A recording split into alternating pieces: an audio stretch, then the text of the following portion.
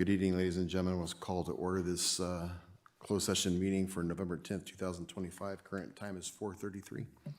Madam Clerk, could you please call roll? Councilmember Miller. Here. Councilmember Woolsey. Here. Mayor Pro Tem Venable. Here. Mayor Thorpe. Here. Absent from this meeting is Councilmember Beaver. Thank you, ma'am. Any public comment? We do have public comment. We'll start with Holly Warner, followed by Dr. Hanson Wong.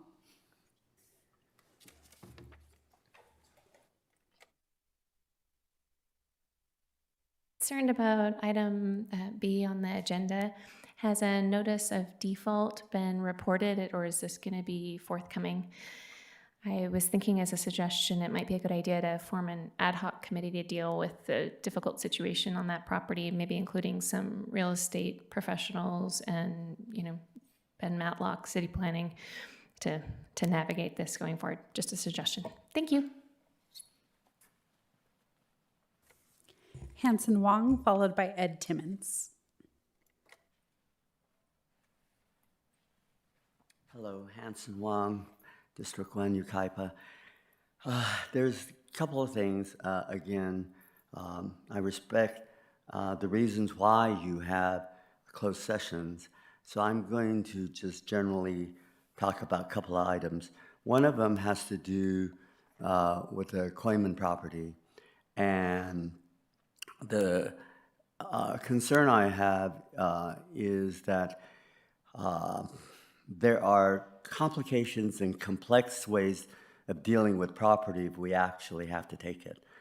And I would hope that we deal with liquidity of the funds that we need, especially at the time that our budget is the way it is, rather than accepting property. And if we were not able to use it and have to sell it, then there would be, again, problems of where it goes to. The state has certain regulations and mandates of where it would go. But again, I'll leave you to discuss it, and hopefully we could get our money back and use it for whatever the city needs. The other thing on your agenda has to do with our city manager. The process, it sounds really good. You sent it out, and I really appreciate it. The only thing next then, in my mind, if you haven't already done it, is the contract.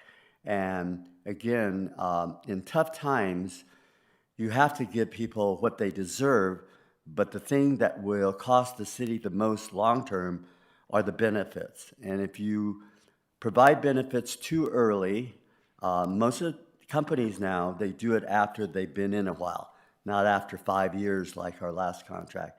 And then a lot of times, the amount of benefits is only the person working or the family in lesser amounts. So consider the long-term ramifications. Have your finance people do a evaluation of how much it's going to cost the city in the long run. And I appreciate the fact that you're going through the process rapidly, so that Jennifer's been doing a great job of planning for the future. Whoever you pick, we need to move forward. So thank you very much. Ed Timmons.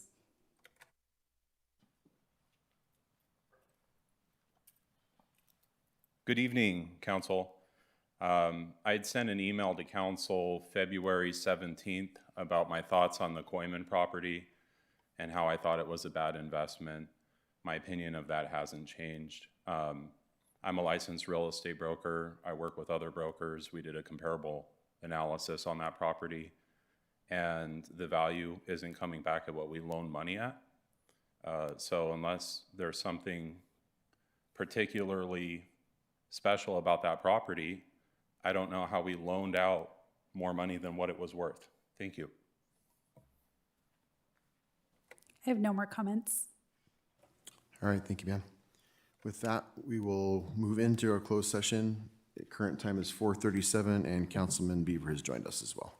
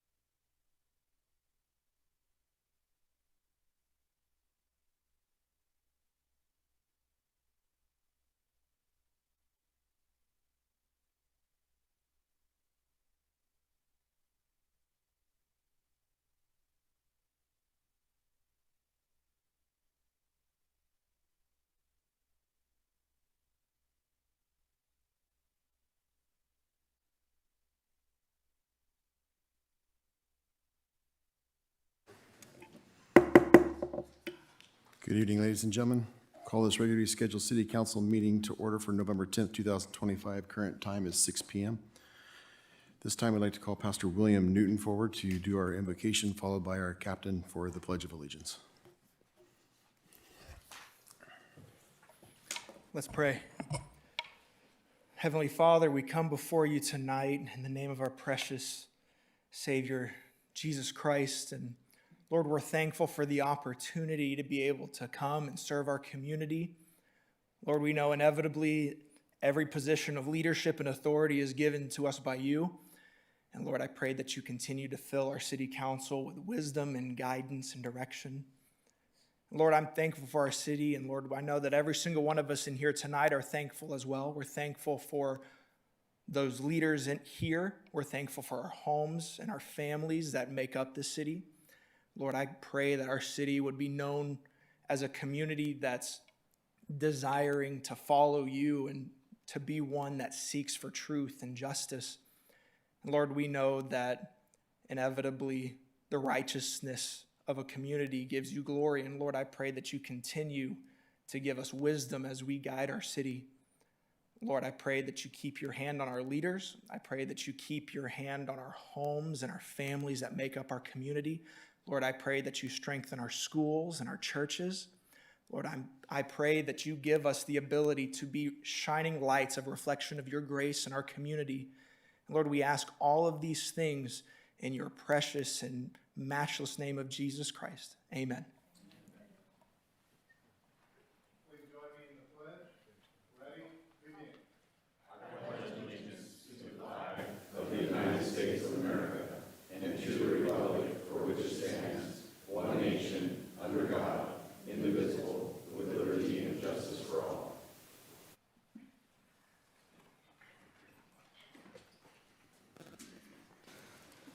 Thank you, Pastor. Thank you, Lieutenant. Madam Clerk, would you please call roll? Councilmember Bieber. Here. Councilmember Miller. Here. Councilmember Woolsey. Here. Mayor Pro Tem Venable. Here. Mayor Thorpe. Here. All present. Thank you, ma'am. Mr. City Attorney, do you have anything to report after closed session? Mayor and council, there are no reportable actions out of tonight's closed session. Thank you, sir. Interim City Manager, do we have anything to change on tonight's agenda? No, sir. Thank you, ma'am. Next are our special presentations called Yaps for the Dog of the Month. It doesn't look like it's a dog, though. So the dog of the month today is Natalie. She is an 8-month-old kitten. My name is Jennifer Hurlbut. I'm the executive director of Yucaipa Animal Placement Society. And our pet of the month right now is little Natalie. She's 8 weeks old. At the local city shelters, they're unable to keep kittens less than 8 weeks because they need overnight care. When that happens, then they are placed on the euthanasia list. So our mission is rescuing from the euthanasia list and rescuing from owners who aren't able to take care of their pets anymore. So Natalie came from that first list, and we've got about 49 of her friends back at Yaps ready to be adopted. Not all from the same litter, though. Couple of other announcements we have is we recently, just 2 days ago, were notified that we received an ASPCA award of $97,000 for emergency care and evacuation. If that ever happens to us, hopefully it won't happen again, but in the future we will be able to use our supplies for natural disasters. So fire, floods, anything like that, we will have, all of the money is designated for supplies only. So that's kennels, crates, carriers, and emergency food. The second announcement I wanted to make is that we still have a Petco Love grant for vaccinations for cats and dogs. Our next one will be tomorrow at Yaps. Those are free vaccinations from Petco Love for cats and dogs. That's from 10 to 12 tomorrow. And then finally, we have been seeing an uprise in requests for pet food. So we receive pet food at Yaps. The food that we're not able to use for our pets, we turn around and donate that directly back to the community. And we do that through our vaccine events. So if you have any homeless shelters or food giveaways and you need pet food, please send them over to us, and we will be able to serve the city of Yucaipa with our pet food bank. Okay? Thank you, ma'am. We'll Thank come you. down and take a picture with your cat. Okay, good. All right.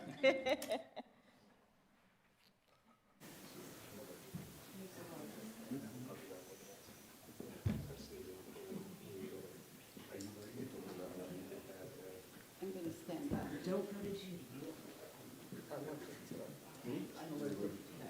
Okay, we'll go on the other side of Judy because she's allergic. Anybody in the back?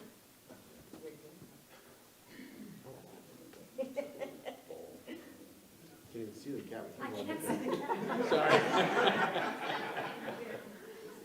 right, 1, 2, 3. 1, 2, 3. Thank you. Okay, bye-bye. Thanks, right over there.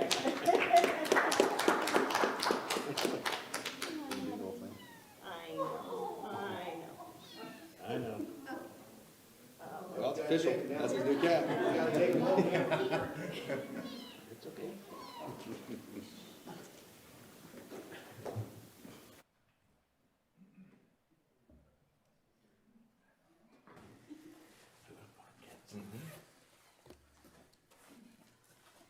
Okay, that now brings us to Mr. Trevor Benson for our next presentation.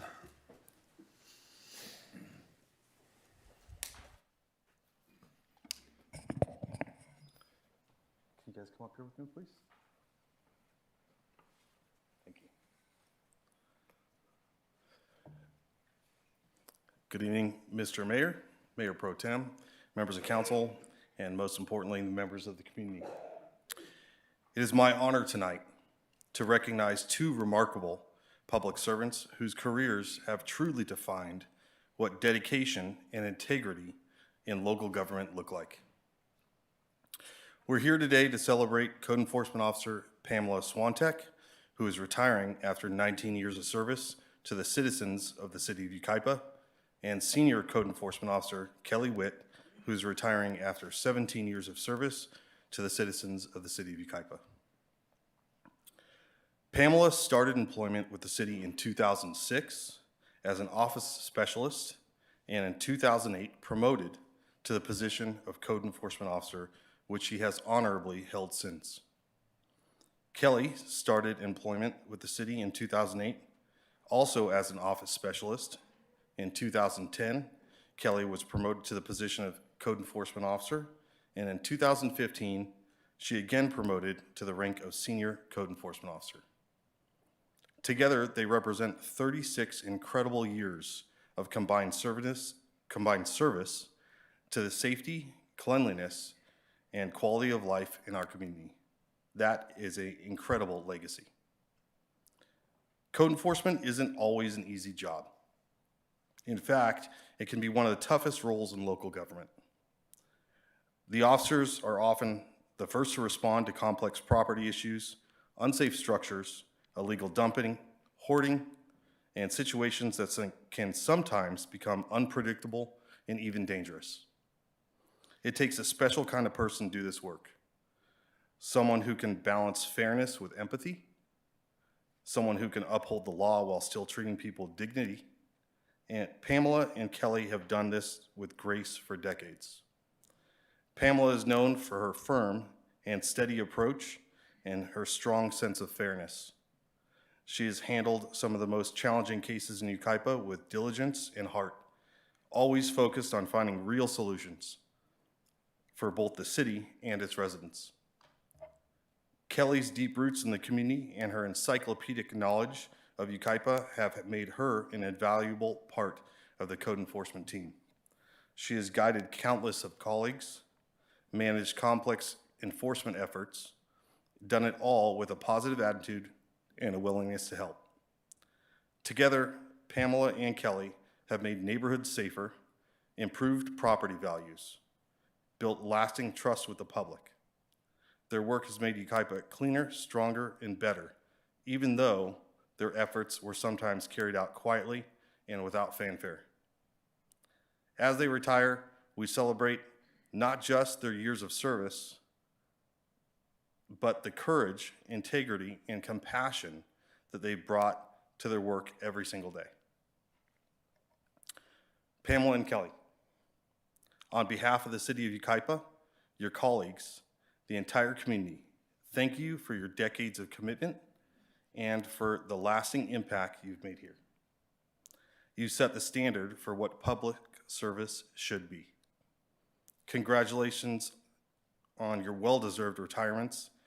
May the next chapter of your lives be filled with joy, rest, and the same sense of fulfillment that you've given to the city for so many years. Thank you both, and congratulations.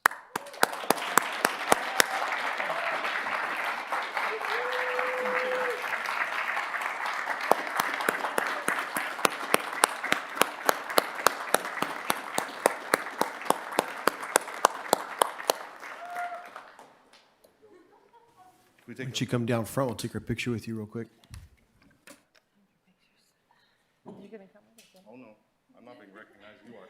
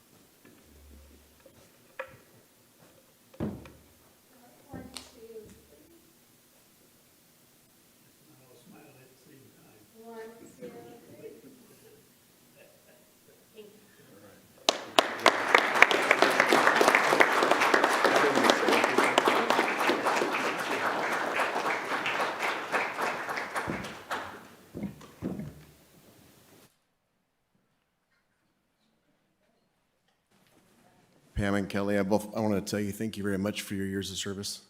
Thank you very much. I've had the opportunity to work with you both off and on many a times over the years. Hate to see you both go. Did you all want to say anything before you leave? Either one of you? Induce either one of your...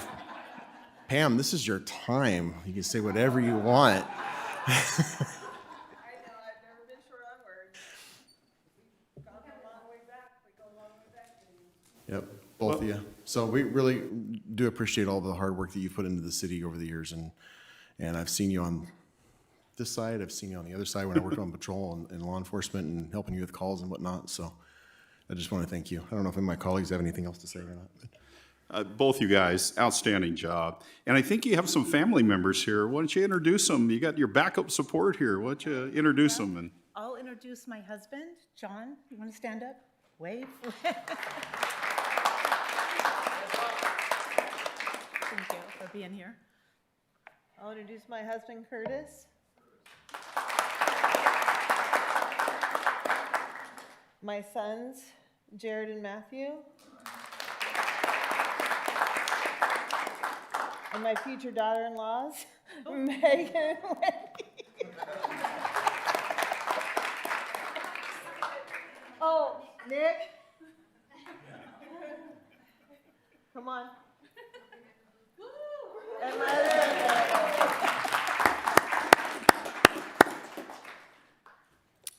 I just wanted to say, and I'm sure, Justin, you may say something also, but you know, that job of code enforcement, and I remember at my old department having it under our wing, it's the key to the quality of life service for the town. And it's unappreciated sometimes because you deal with so many complaints.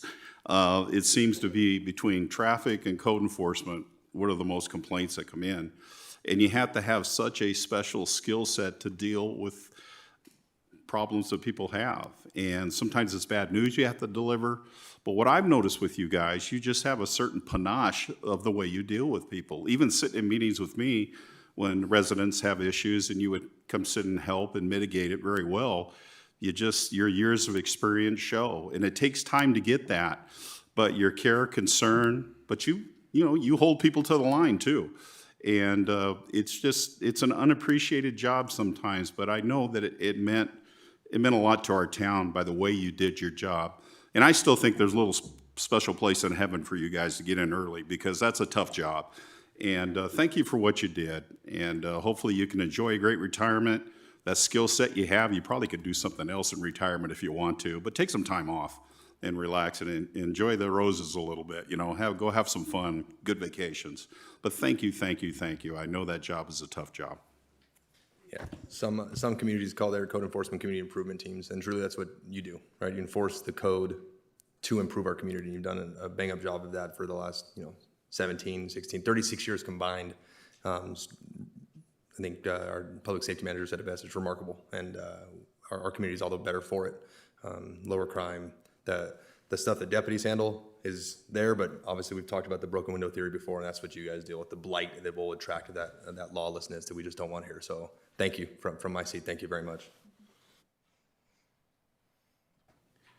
Yeah, I've dealt, and with my construction company, I dealt with spam quite a bit and stuff, and so we duked it out in the parking lot and maintained a great relationship, I think, throughout the whole thing and stuff. I understand how, cities, the code enforcement's work and everything, and so appreciate both of you.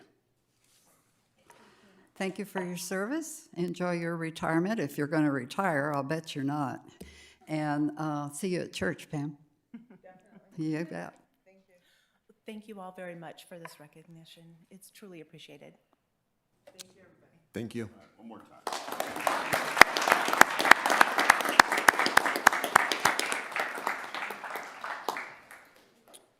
Okay, with that brings us to our public comment. Madam Clerk?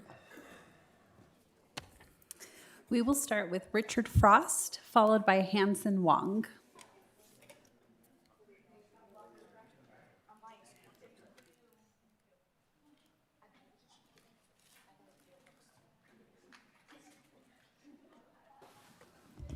Mr. Frost.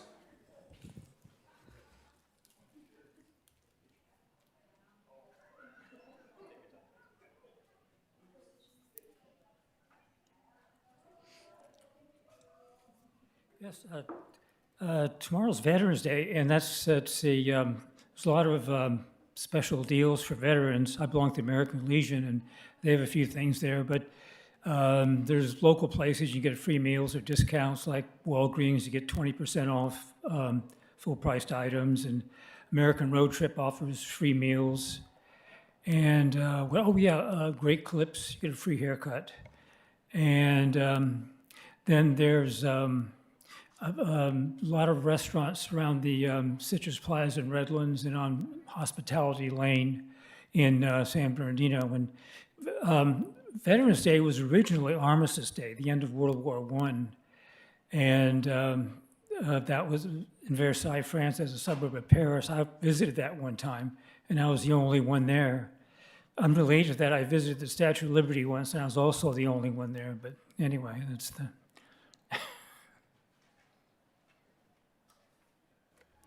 Hanson Wong.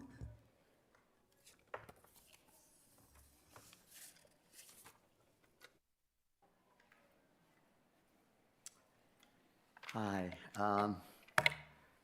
Hanson Wong in Yucaipa, 1st District, and thank you for the time you're allowing. Just a couple of notes of community service.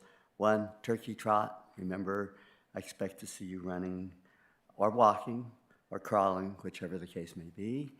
The second thing is Veterans Day. Tomorrow's important. I think they have an event at 11 o'clock tomorrow at the community park. And third, I think that one of our council members might have another unintended pet, like a cat. It seems to be very attached to him somehow.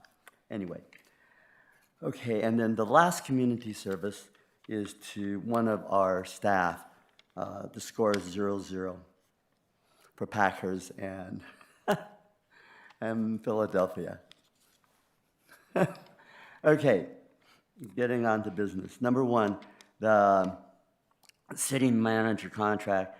I think we need to evaluate the long-term consequences of how it'll affect the city and the city's budget. Number two, the Coleman property, the 80 acres. You know, it was spoken on before, and there were some people that promoted it, and we voted it in. And the whole idea was to get a couple percentage more interest on something that we had. But in my business, I was taught to, when your money is short, you get more conservative and not go ahead and see. You might consider getting information from some of our city's experts, our community experts. They're ad hoc, they give you the information to help you decide which way we're going to go. In my mind, we're going to lose on this, but rather than trying to get more, it's probably better not to go deeper in a quagmire with this property, but it's up to you. The contracts that are presented to the city council members, I think should be as transparent as possible. So you might need additional information if you want to see, you know, what are the criteria for picking them and what are the bids? And maybe there are certain things that you might decide to do just a little differently. The last thing has to do with transparency and the ability of the public to speak. I have a problem personally with consent agendas. It packages everything together. I know that many cities uses it. In some ways, it limits the information and it limits the discussion. I realize that I can go to my council member and say, you know, pull it out and so on. But that's adding a step. There is a government code I looked up that requires the public be addressed to, allowed to address each agenda item at the time that it's considered. Just something to consider. Thank you. Appreciate your time. Don Harlan, followed by Ed Timmons.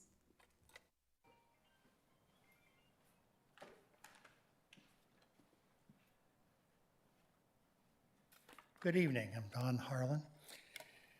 As the city hires a new city manager, I hope, in the interest of the city's budget and full transparency, that the new manager's contract can be more favorable for the city of Yucaipa. I do not have the time to review all the unfavorable and costly provisions in Chris Mann's contract. However, you can review it in a summary that my wife did, who's a transactional attorney, in March 22nd in the News Mirror, and a letter for the editor.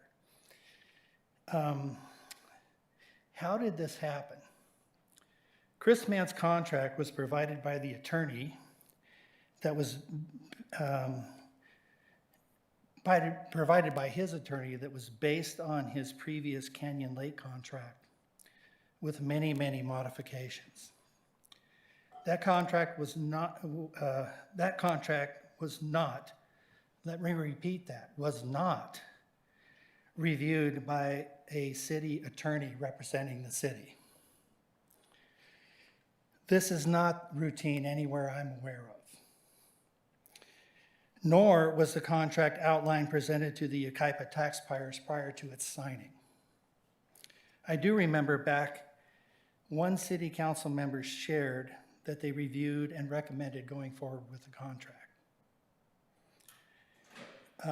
So a few of the examples in Chris Mann's contract I want to point out. A provision that if Chris Mann was to retire in as early as 5 years, he would receive 100% payment for health, dental, and vision for him and his dependents for life. Number two, the city agreed that city managers has, at his discretion, the authority to interpret, amend, and make exceptions to personal policies and rules as they apply to the city manager. Shorthand for that is rules don't apply to him. Number 3, he was not required to work full-time for the city and is allowed outside activities with no provisions in the contract for any conditions, conflicts of interest with the city. And here's the kicker. The city of Yucaipa agreed to a provision that only a guilty conviction of a felony is a criminal reason for termination for cause. And it must be within 12 months of the termination date. If terminated without cause, the city must provide 12 months of severance pay and health benefits. Shorthand for that is don't be bothering him with any non-felony crimes. It's time, sir. Let me finish. It's time. I ask tonight that we provide a contract that is fair to both sides, responsible, Sir. and provides customary protections for the taxpayers, Yucaipa, and the reputation of the city. I think that's a reasonable request. I appreciate your time. I suggest, since I believe our lawyer currently... Sir. Yes. You've gone over your time. Okay. Thank you. All right. Ed Timmons, followed by Richard Hernandez.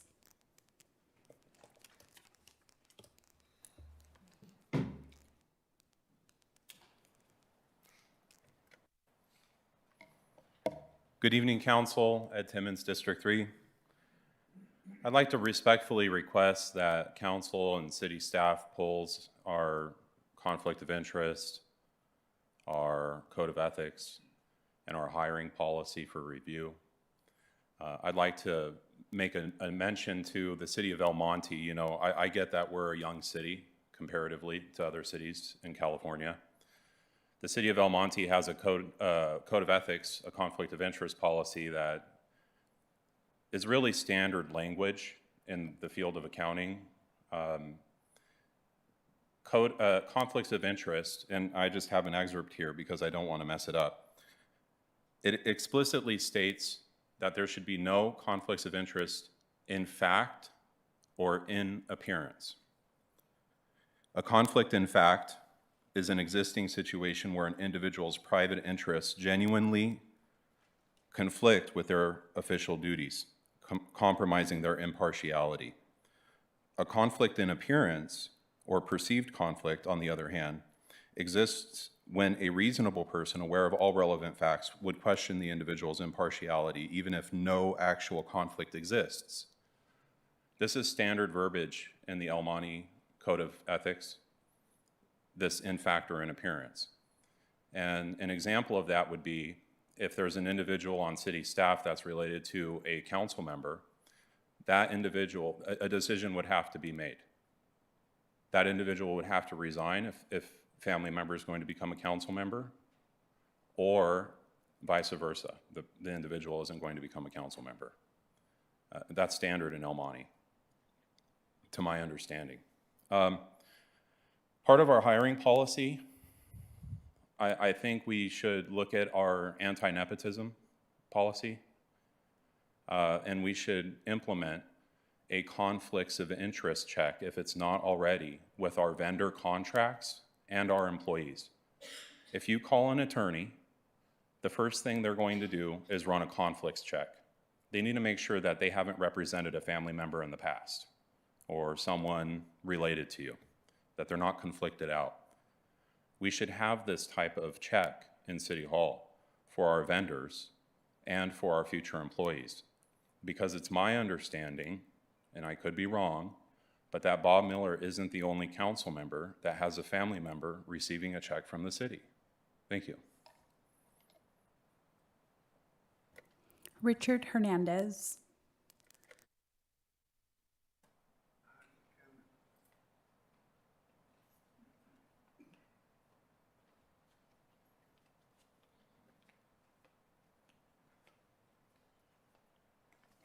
Good evening, Council, and thank you for having me here.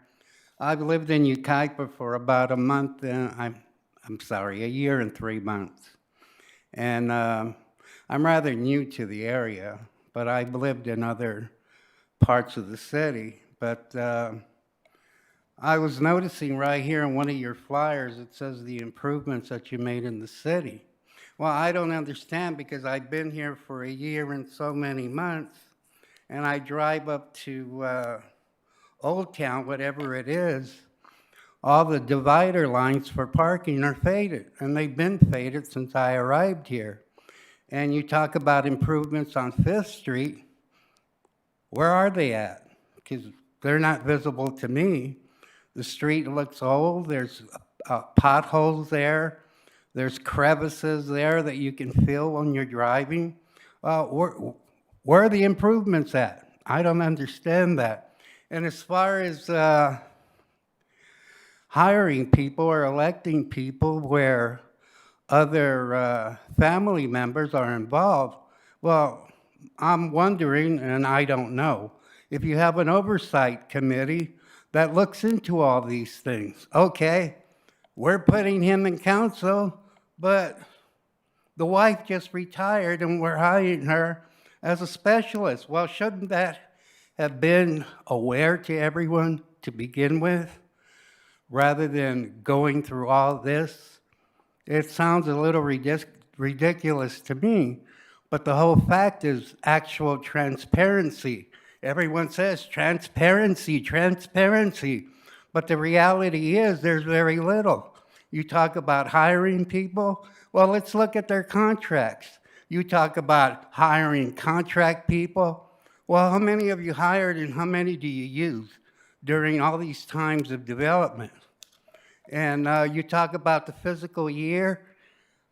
Have you ever considered speaking to other neighboring cities to see what is it that they do for their planning in the future? I'm an old man now, and I don't know anything about how Yucaipa is planning its city, but there's other people that have used to have reservoirs, and they've developed them into like canals where the community is going there, and it's actually something that they can enjoy. I don't know if that fits in your agenda, but it's something to take into consideration. And I honestly hope that all of you are trying to do your best for the community. Thank you and have a good night. I have no more cards. Thank you, ma'am. With that, that brings us to our conflict of interest disclosure. I don't know if any of my council members have anything to disclose. I will be recusing myself on item number 16 due to my course of my employment and the amendment to the sheriff's contract. Are there any other disclosures that need to be made amongst council? No conflict of interest disclosure, and nobody in my family receives a check from the city of Yucaipa. I also like to state I have no family member that receives a check from the city of Yucaipa. I have no members either. Neither do I. Okay, out of full disclosure, I have a part-time, my daughter is a part-time employee at the city YPAC facility. So she is not a contributing member to anything of my finances whatsoever in my household. With that, let's move to the consent agenda. Is there any items need to be pulled? Well, first let me ask, is there any change to the consent agenda, ma'am? No? No. Any items need to be pulled by council? Can I pull item number 6, 7, and 9?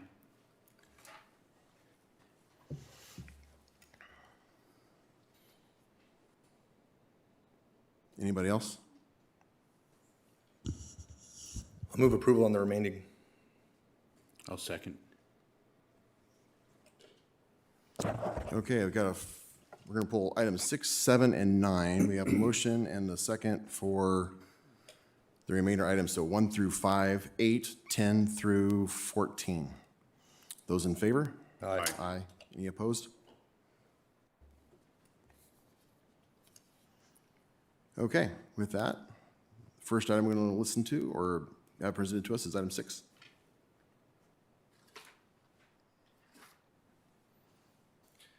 Good evening, honorable mayor and city council members. Item number 6 is the second reading of ordinance number 471.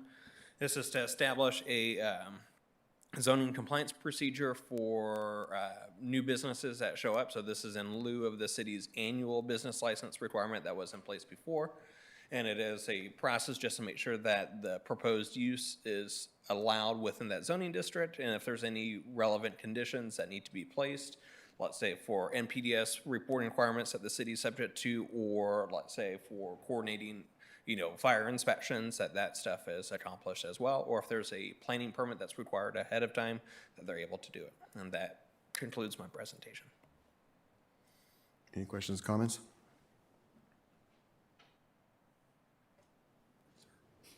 Anything to say?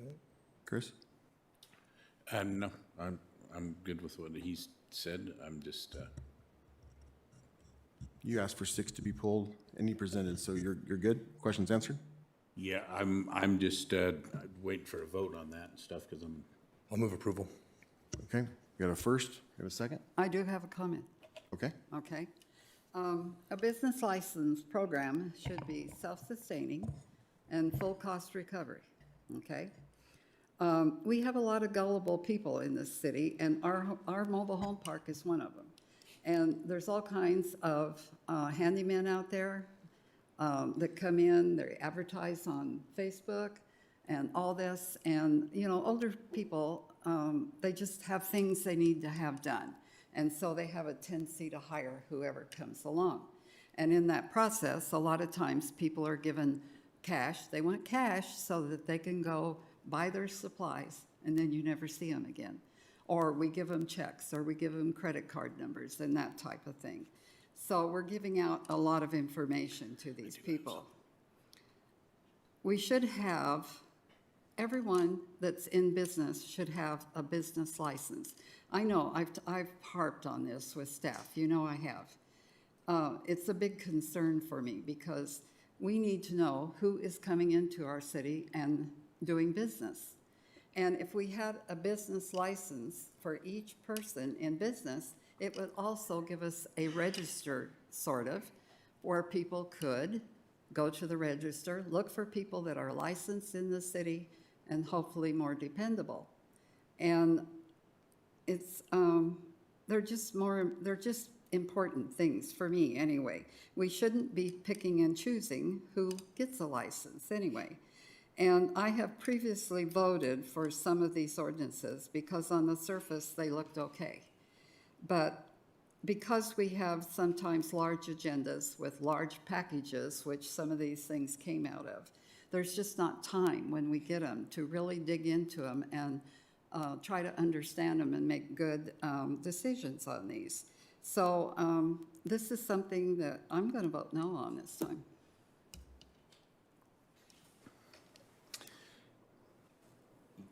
that's one of my, I think that we talked about that before, about the city having a license for the city. Yeah, so I think just under a year and a half ago to 2 years ago, the council approved eliminating the business license program, of which we did. This is in the place of that for new businesses coming into town. That allows us to review their where the business is going, the type of business, the use of the business, and then we are cleaning up some other areas with the city attorney's office that puts more tools in the belts of our code enforcement officers. This one does that in addition. So we are gathering the information through the EP&L process that we've been trying to do now with this for 6 months. And so until we can get an agreement from this council, there's no way right now that we can even capture the information of a new business.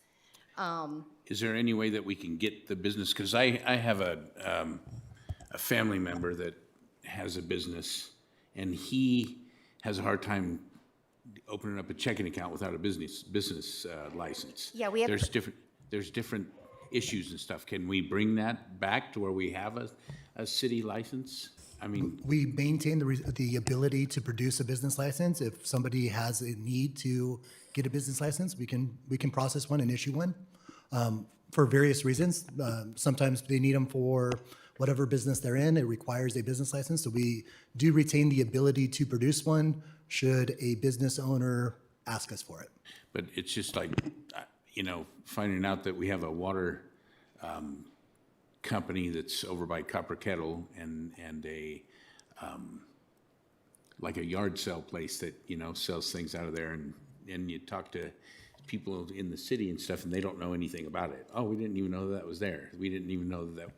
And then the process with business license, you have to go to the city before anything that's rented and stuff. And so that's why I'm a no. I would like to see the city bring back the business license, even though,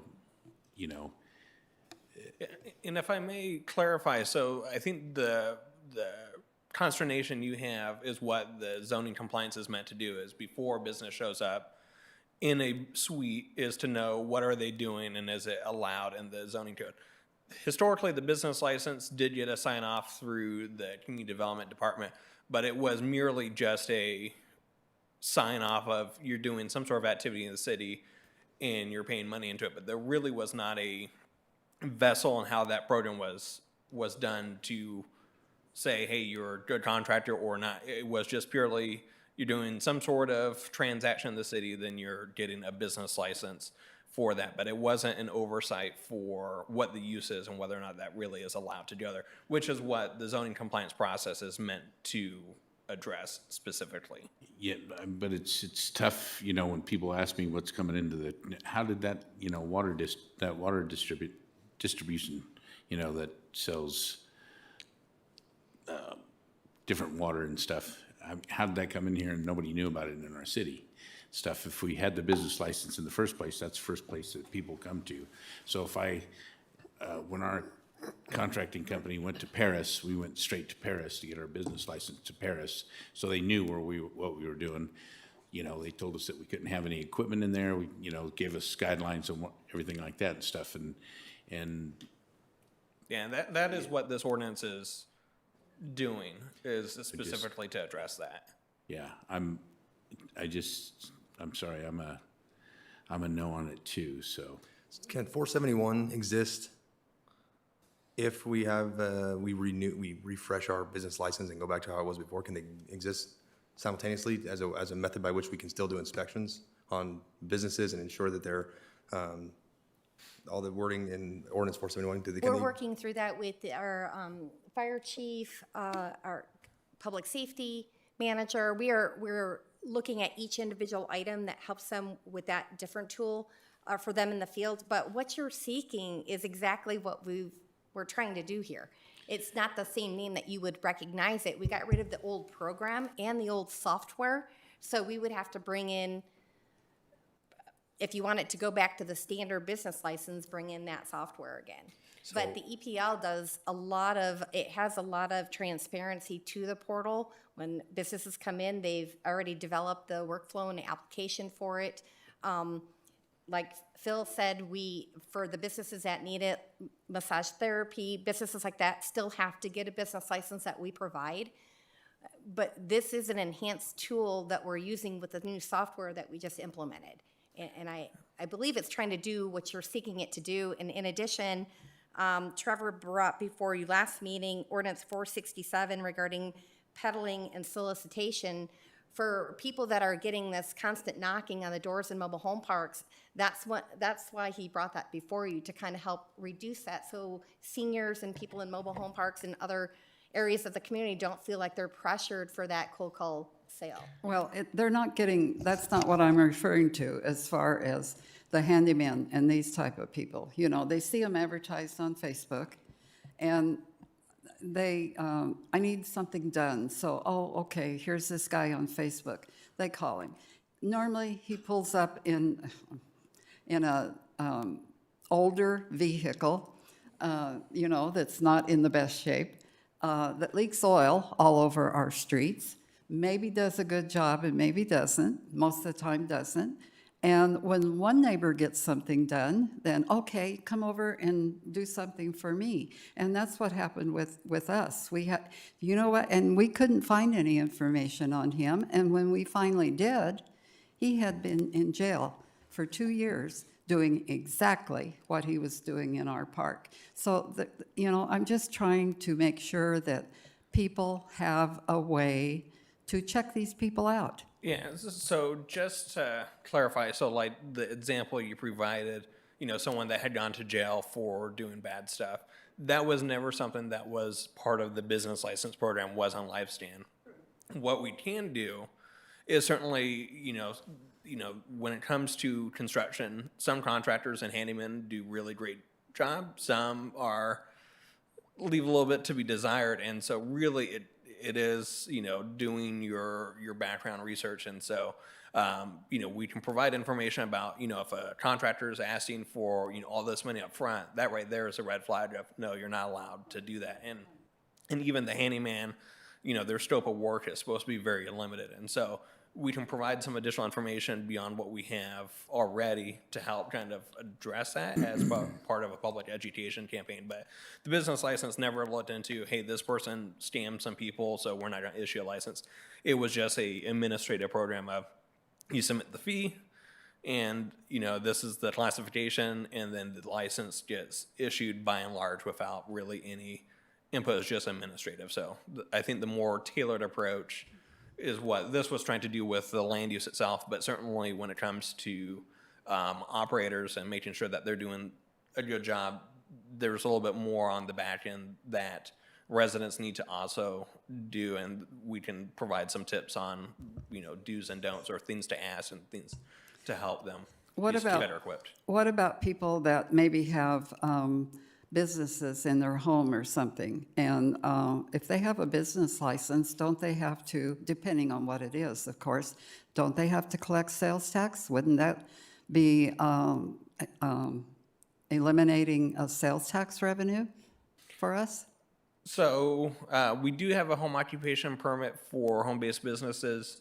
Depending on what the business is, they may be subject to sales tax. We do have a number of home-based businesses that are purely just service oriented, so they're either providing HR support, or they're that, and so in that case they wouldn't have sales tax. But anytime that they are doing gross sales, they do have to just seller's permit and provide that documentation. So as part of their taxes that they do to the IRS, here's the reportings I have, they need to also have that separate sales tax for that business. And I think this has been asked before, what about with our festivals and everything, the vendors that come in?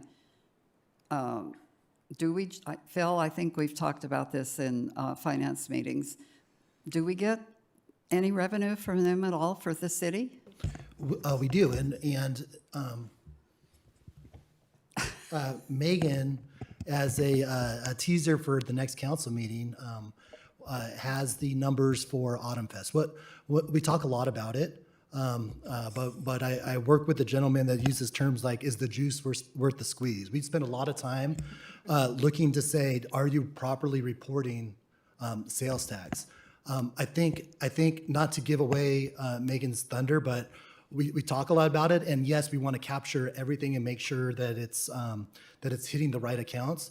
But from a volume standpoint, it's minimal. It's trivial to the operation, and so we want to spend our time making sure that we do the big things right.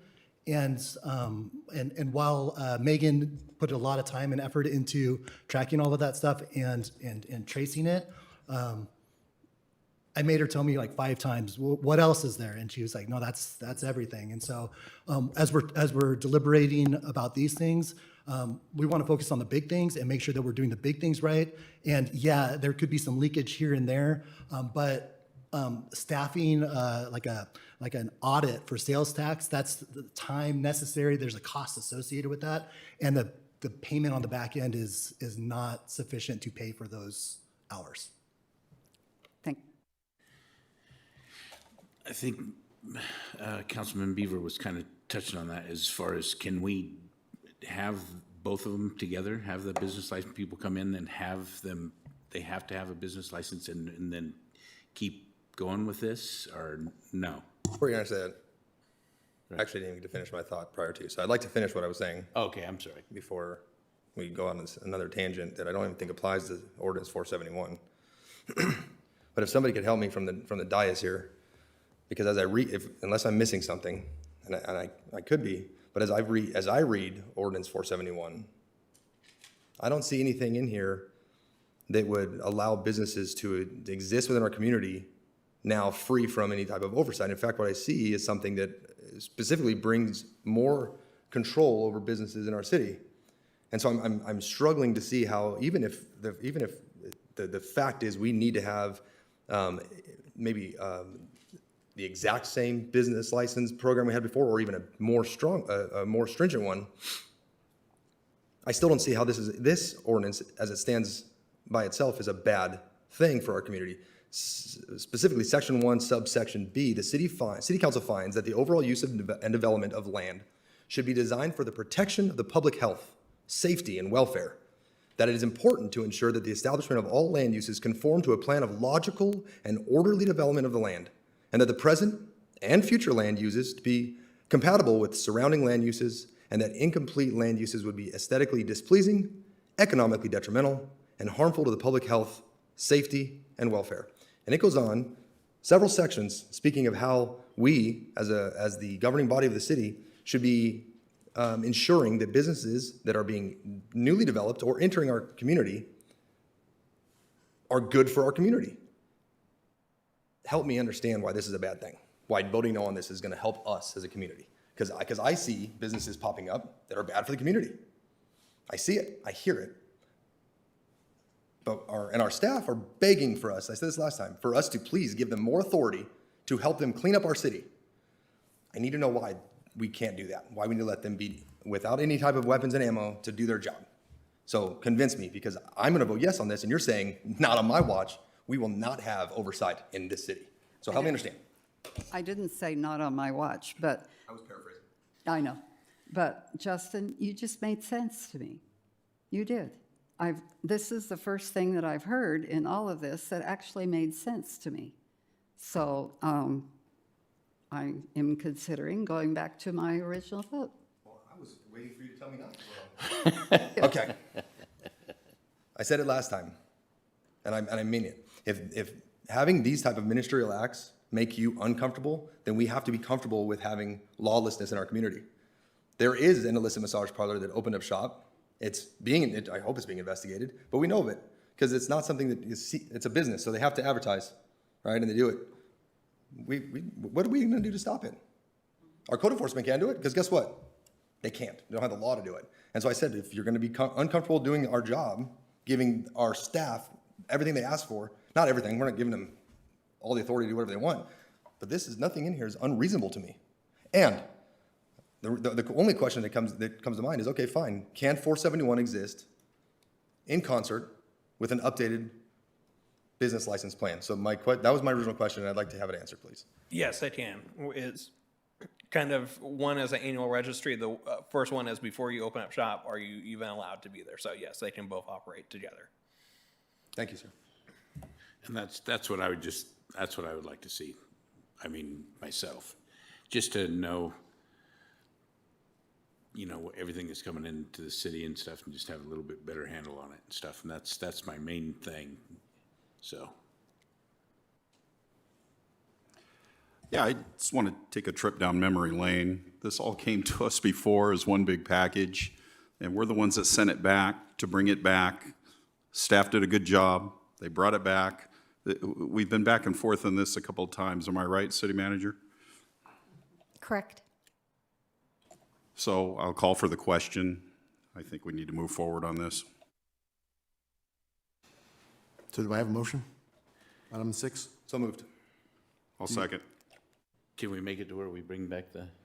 I think that's a separate direction, but I have no objection to having more oversight and more business licenses. Business licenses are, we saw what happens. It was maybe a failed experiment. We thought it would work. It didn't work. I would agree with Justin. I think that if we want something else, that'd be agendized at a later date, but we accept this for the face value that it is on the second reading. Okay. So you said the first motion? Yes, sir. I'll take the second. Those in favor? Aye. Aye. Any opposition? Thank you, sir. Item 7? Okay. So it's ordinance number 472. This is essentially establishing a automatic withdrawal for inactive applications where we have sent stuff to the applicant and they have been unresponsive back to the city. And so it would allow the mechanism to put it off the books. And then if they did want to come back, then they would be able to resubmit the application. But this way, if there's any changes to the development code that happens in between, they're able to follow the new standards versus kind of holding on to the old one. And that concludes my presentation. Thank you, sir. Questions and comments? On, you know, as well as I do, some of the things that we need to do with different land developments and everything like that, they take time. And sometimes, I mean, look at the Freeway Corridor Specific Plan since 2008, you know, and now we're trying to, and it's all the CEQA and all the, you know, plan check, everything takes time. So, and some of it's a year or two. We're having the same thing with, you know, one of the water districts, Western Heights is, you know, where Canes is, it was going to be something else. And the guy, you know, wanted it and he paid for water and stuff. And shoot, I think it was 2015. And it changed quite a few times since then. And, you know, it's If I may clarify, so a project that gets approved and has gone through the process, this has no bearing on it. It's more of someone turns in some plans. Let's say, hey, they're missing this, and this, and this doesn't comply with the code. Can you revise the plans? We send it back to them, and then we don't hear from them. Or we send them follow-up emails like, hey, we just want to check in. Are you doing anything? They don't respond. Essentially, that would, then in this case, they haven't done any action on it to address anything, and then it would close it out. But if they're actively engaged in, let's say, the SQL process, or some other thing where they're actively working on it, this would not have any bearing. It's more just like, hey, you've dropped off the face of the earth. We don't know what's going on. We have an incomplete application that, you know, is on our ticket of projects we don't work on, but they're not doing anything with it. Then it just kind of sits there in this, you know, limbo without any action happening from them. So it's only tailored to, they turn something in, it's missing a bunch of stuff, and we're waiting for them to respond, and they don't respond. And if they have family issues or anything like that and stuff, and they come back in a year and a half, it's gone. That's my, you know, I mean, you never know what goes on in people's lives and when they're getting ready to develop things and stuff. I just have a hard time with this one because it's, you know, there's projects out there that takes a long time, or something happens to somebody and somebody dies, you know, and then that process goes around, and all of a sudden they realize that, hey, they got property over here, it's supposed to be, you know, in the city, supposed to be doing things, then what? You know, so. And I think to, you know, to that kind of thing, if let's say the applicant passes away, you know, I would think that their family would want the refund to happen for the application that they may have not known was out there in that case. And yeah, but sometimes, you know, it's just the same thing. I don't know a lot of things that's happened with, you know, my parents and when they passed. So it didn't come out until later on, you know, and through the death and everything like that and stuff for all the paperwork. So I'm a no on it. So if there is something in progress then, and it would take more than a year, it's not going to stop it? No, it is purely once we've sent them stuff to address and the radio silence from there. So as long as they kind of say, hey, we're working on this, or this is the status, it would not have any bearing. But we do have a few applications where we have not been able to get a response to them, and they've been on the books. And this really was noticed when we did the transition from our old permit software to the new one, where we had to transfer all this data. And we're like, I don't even know if this person's still around, if they even know that this is in place. But because we didn't have a policy, we still had to essentially revive it into the new system. Would we send out some type of notice prior to the 1 year inactivation and then the withdrawal? Yeah, we would do that. Okay, there would be communication with somebody saying, hey, we haven't heard from you. And if we don't hear from you by this date, this is what could happen. Yeah. And if they were to reach out and say, hey, apologies, we encountered some type of a family emergency or somebody passed and we're you know, waiting to determine the direction. Can you give us more time? Would it be your staff that would entertain an extension? Yeah, we would do it. It really is just, you know, are you still interested in the project or not? And if you're not, then kind of go from there. But it really is just to maintain that dialogue for, given that we do have a few projects just kind of languishing. And you said radio silence. So that's what we're talking about. Is if they're just ghosting you, yeah, then you're trying to clean up our systems. Yep. So that if we ever migrate again, you're not migrating a bunch of plans that aren't even going to be worked anymore. That is part of it. The second part is, given, some of the code changes that may happen. Sure. They could show up, 10 years later and say, hey, your zoning used to say this, and so we're going to follow that. It's like, well, we changed it for a reason, and so making sure that that's also carried through. Okay. Thank you, sir. Any further comments, questions? Do I have a motion? So moved. To accept it as it is? Yes, sir. I'll second. Those in favor? Aye. Aye. Opposed? No. Thank you, sir. Brings us to item number 9. Thank you, Mayor. Before we move on to item 9, I'd like to circle back to item number 6, just for clarification for the minutes. I did have a motion by Councilmember Beaver, and I had a second by Councilmember Miller prior to your second. So I just wanted to clarify, motion by Councilman Beaver, second by Councilmember Miller, just for the sake of the minutes. I apologize. It's okay. No, just wanted to clarify. Thank you. Okay, item number 9 for your consideration tonight is the certificate of sufficiency for the referendum of ordinance number 448. Tonight, I'm asking that the City Council adopt resolution number 2025-58, accepting the certificate of sufficiency for the referendum of ordinance number 448. This referendum was filed with my office on October 20th, 2025. We needed a required number of 3,617 signatures. They did turn in 5,232 signatures. As we did with the last petition, we sent it off to the registrar of voters. They verified the signatures, and they did confirm that we can move forward. At the last City Council meeting, City Council did direct staff to put this on the ballot for June. So tonight, we're just asking that you accept the certificate of sufficiency. At your December City Council meeting, I will be bringing resolutions actually calling for the election, but tonight it's just accepting those results. That concludes my presentation. I'm happy to answer any questions for you. Council have any questions or concerns?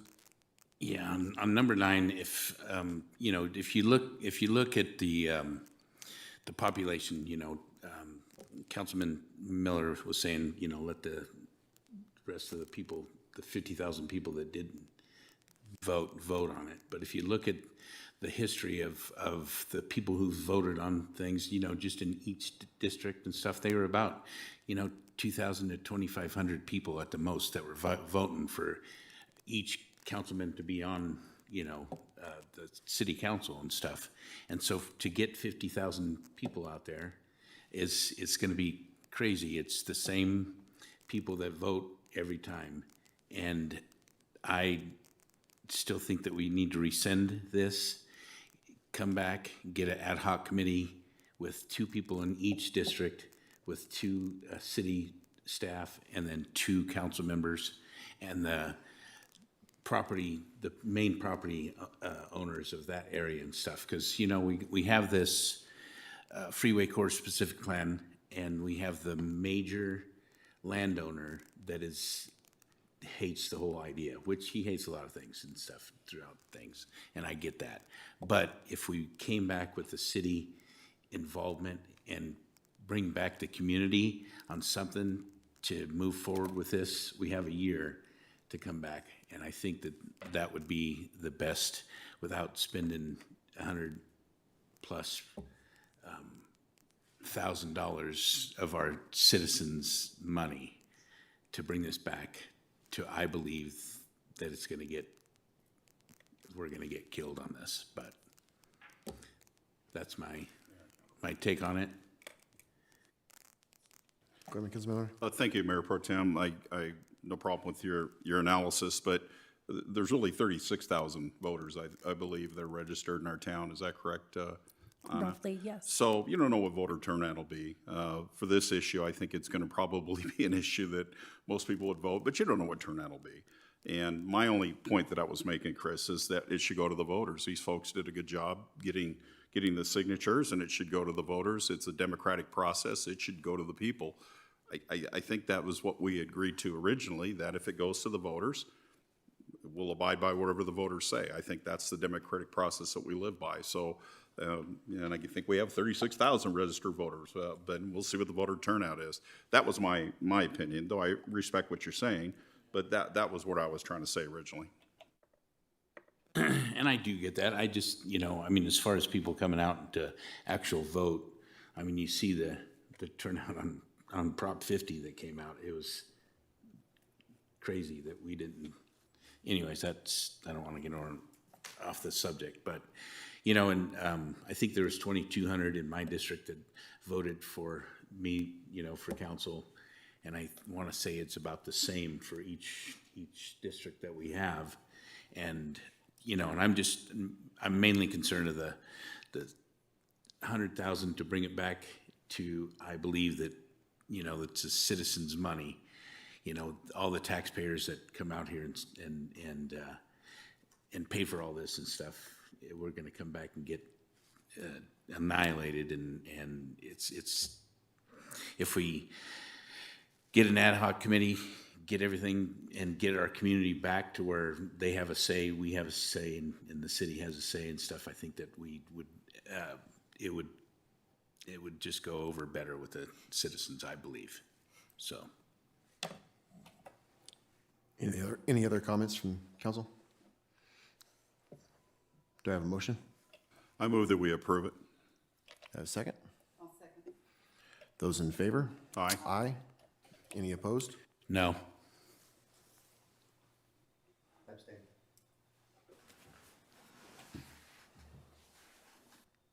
Okay.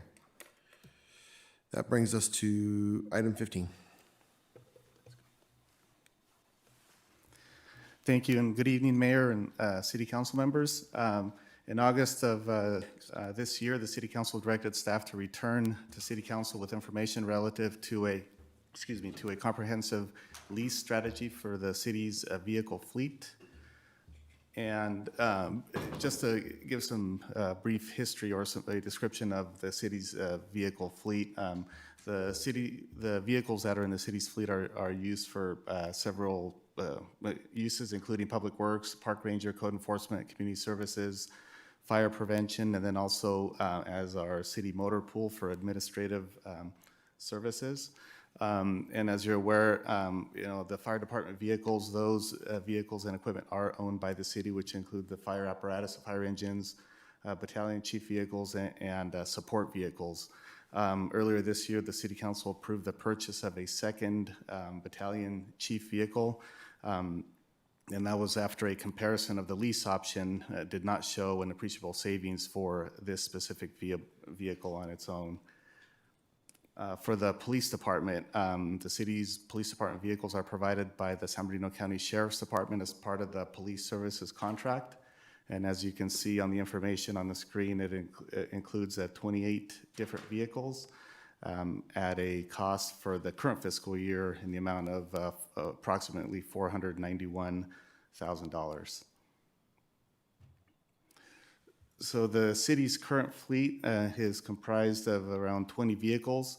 Now this doesn't include any of the heavy equipment or the tractors or the specialized equipment that is used by city staff for normal operations. And as far as the 20 vehicles that are in the city's fleet, this is information relative to the purchase or the purchase price or the expenses going back to 2006. As you can see on the far right, depending on the year, certain years, $119,000 were spent for vehicles in 2014, and that varied over the last 10, 11 years. There were some years where it was zero. Other years, such as 2023, when the city purchased 3 vehicles in the amount of $154,000. And I would like to point out that the majority of these vehicles are purchased with general fund resources. There are a few vehicles that are used by the Public Works for the street maintenance department. Those are purchased using gas tax revenue, since that is an eligible use of those funds.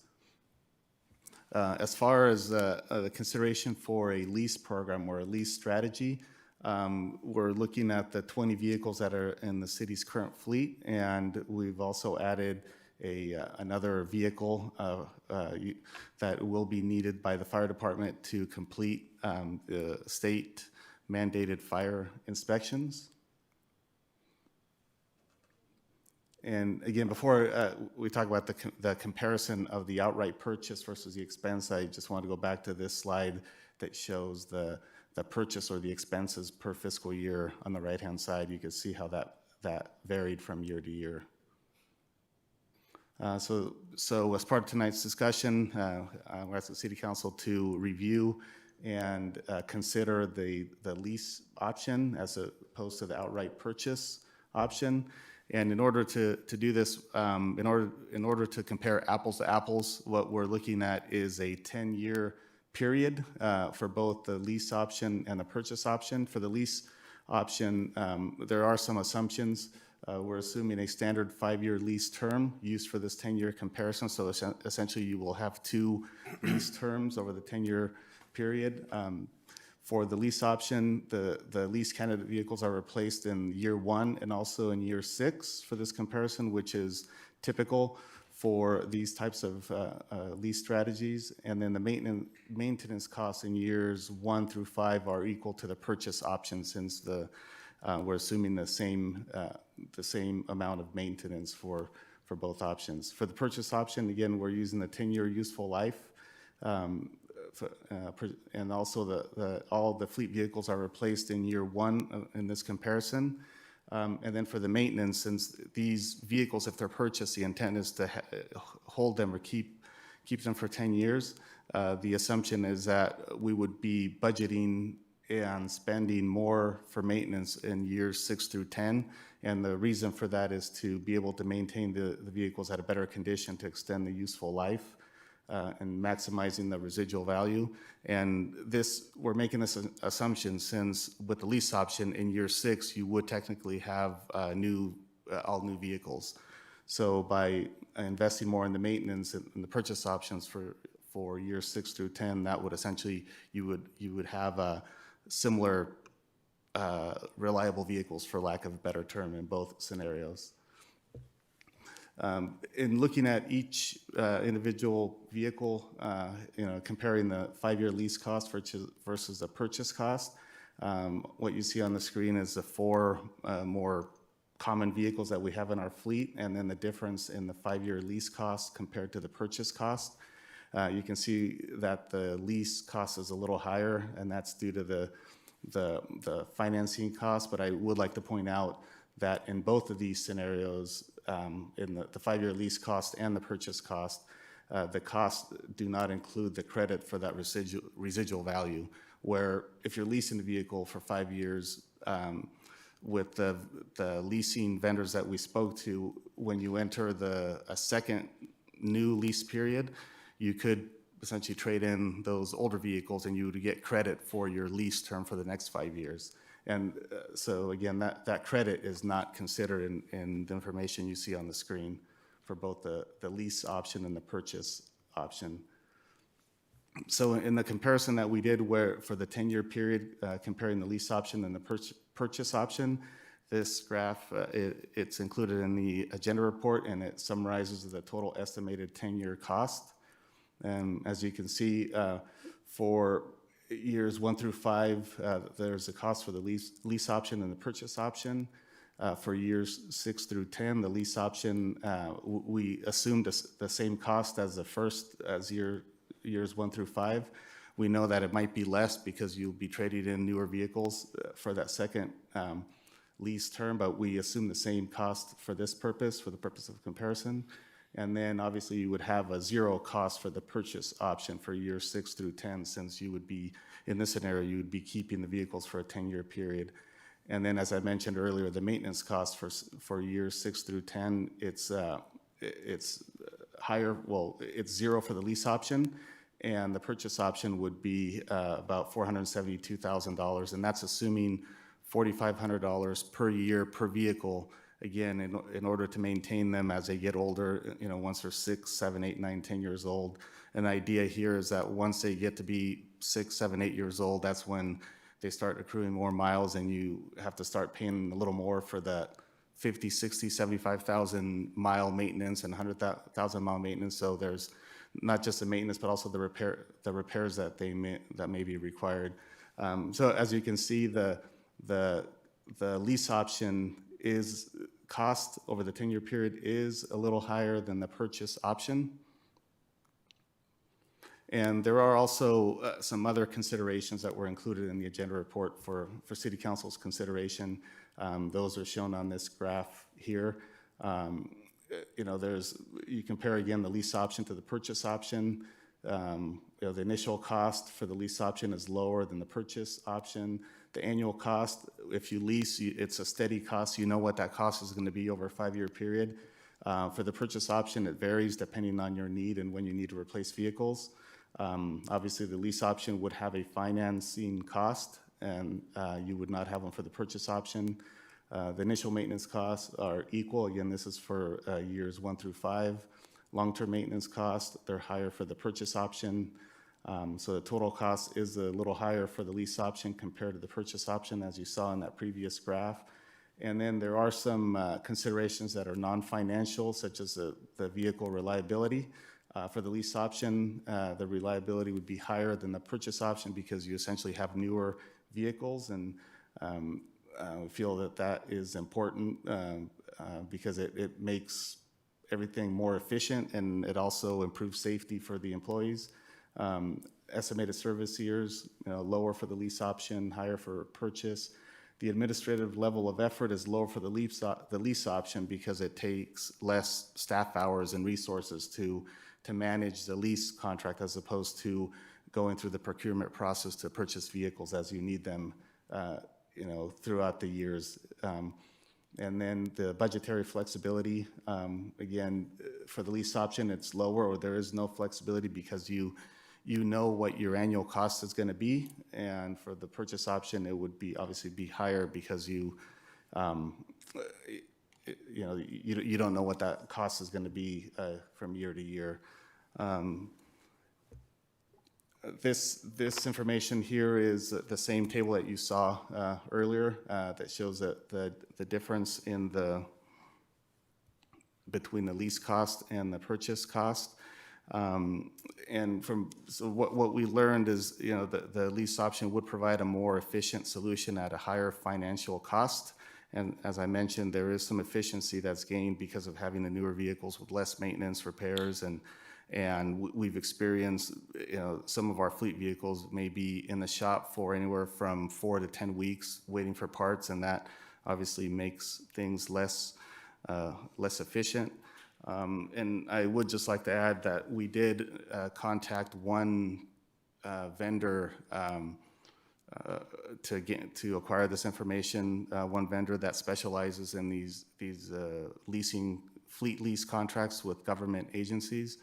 And it was the same vendor that our fire chief reached out to several months ago when we were comparing the lease option versus a purchase option for the 2nd Battalion Chief vehicle.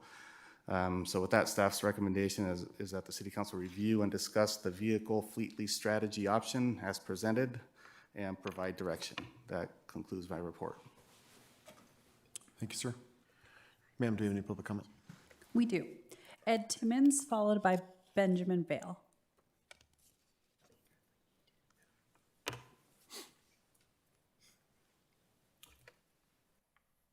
Ed Timmons, District 3. I'd just like to bring it up to council's attention that I'm not for or against one option over the other, but that if you go into a lease program, if things become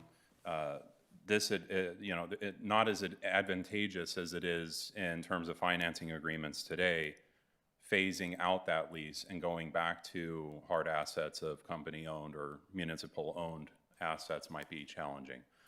You might not get as a favorable discount on the lease if you're transitioning from a lease at a lower volume to start purchasing vehicles again if you transition to a lease. Thank you. Ben Vale.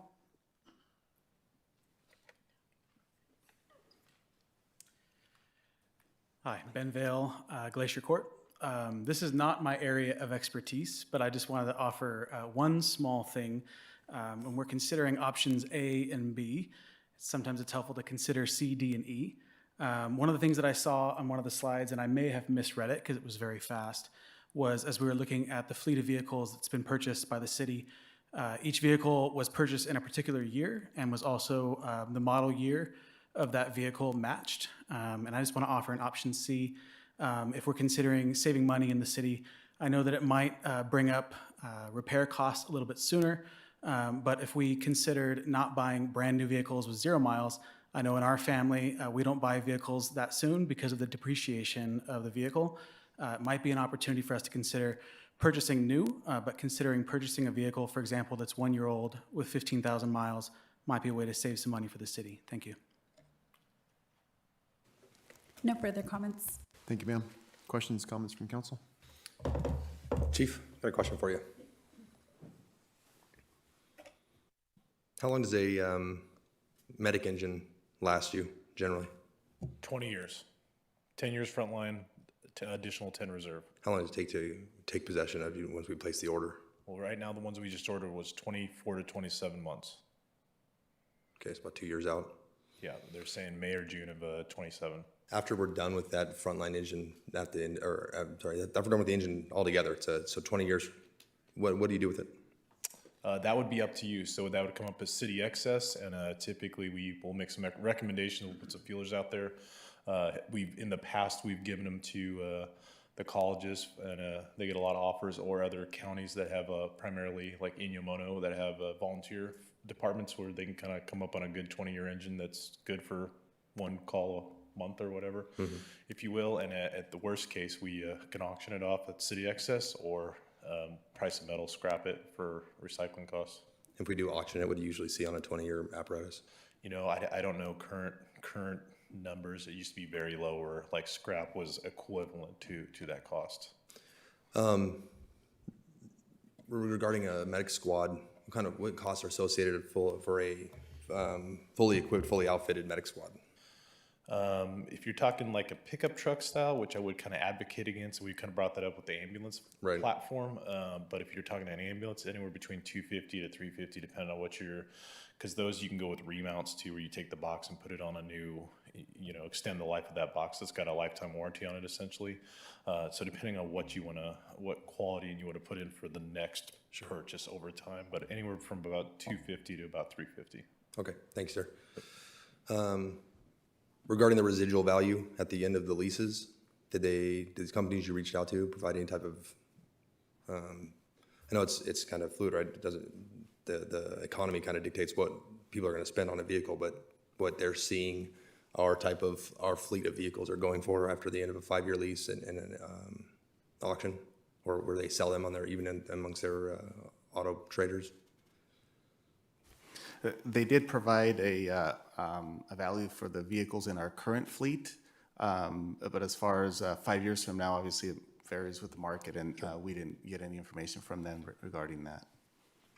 So the reason I saw that I asked that this be brought up, also to address Mr. Timmons, that's a very valid point. I know that one of the government vehicle fleet leasing banks and as part of their contract with the city would have basically zero down to $1.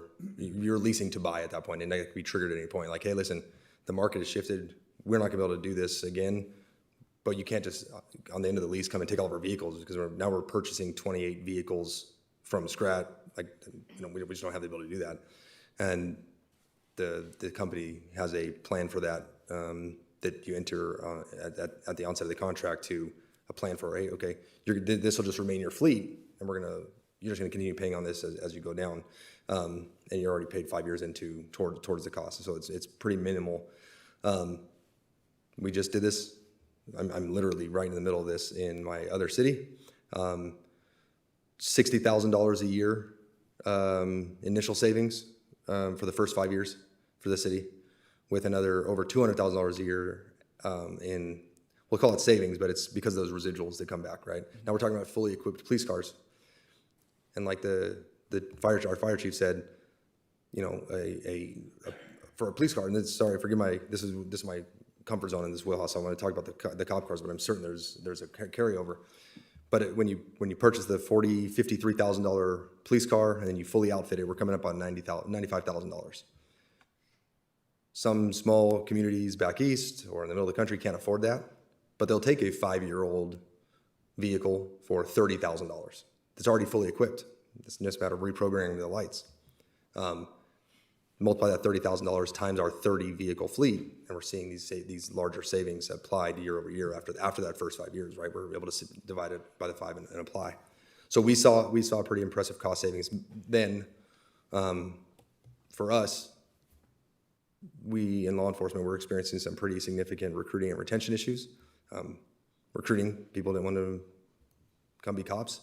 So our lease was a little bit different than maybe Yucaipa will be. Ours was to give everybody a take-home police car, an assigned asset. Saves on storage at this facility and improves recruitment. And it worked because now we're fully staffed and we haven't even taken possession of the cars yet, but we know that it's on the horizon.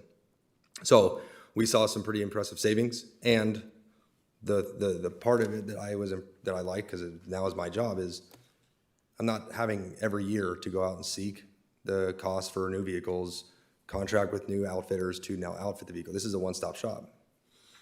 I make the phone call, hey, these cars are gonna be up. I need 30 of the same exact ones, same package. They already have our build out and it's delivered on an 18-wheeler 2 months later. It's just done, right? So we're saving cost, staff time as well. All of it is, if we can save money for the citizens of Yucaipa to be spent in other places. I think the company that I think I mentioned it, they do fire apparatus, they do medic squads. This is something that we've talked about, and the outright purchase of one of those vehicles is expensive. And it's expensive. No, we know that it's eventually we're gonna have to get another one. And if we can find a way to have the cost be better for us and not have to worry about the replacement, because it's gonna come and we're gonna be able to auction it off and save some money, then I think it's a no-brainer. I like that it's very comparable as far as at the end of that, the 10-year, and it's gonna be less once we apply those residual values. Once we take these 21 vehicles, well, once these all get phased out, 21 vehicles, and we sell them at the end of the lease option, that number is gonna come down by at least $100,000, I would imagine, probably more. And it's a government vehicle, so it's gonna come outfitted and equipped if you have the right company. Some don't. I know there's some government fleet leasing companies that don't do that. They won't kit the vehicle. You're leasing a vehicle. What you do with it is on you. If you're gonna put lights and sirens and decals on it, you need to do that on your own. Separate expenditure, separate line item. For this one, we're simplifying, potentially, if this is what staff can find, and it's arriving in front of City Hall, marked, decaled, emergency equipment, fully stocked with whatever we need. If it's a medic engine, a squad, we can add AEDs to it. We can have anything that the fire department needs as part of the lease. And yes, we're paying for it, it's not a lease, but we're paying for it anyways at this point. And then they're gonna come back to us and say, hey, we need a new one, because the AED doesn't last forever.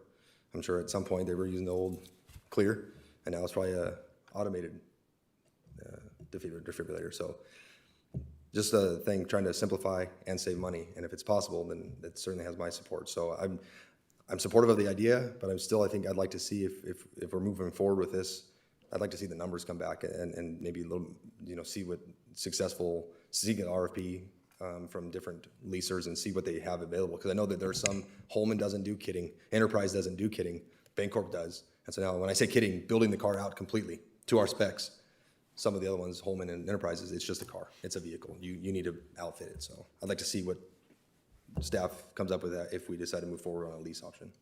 Yeah, a little bit to unpack there, but Yucaipa is a little bit unique in that when you talk about savings year to year, an established operation that is cruiser police vehicles. Those are you don't drive around in a police vehicle that has been dented up because it hit a barbecue in the park and just roll with it. It gets fixed and you look sharp as you're rolling around.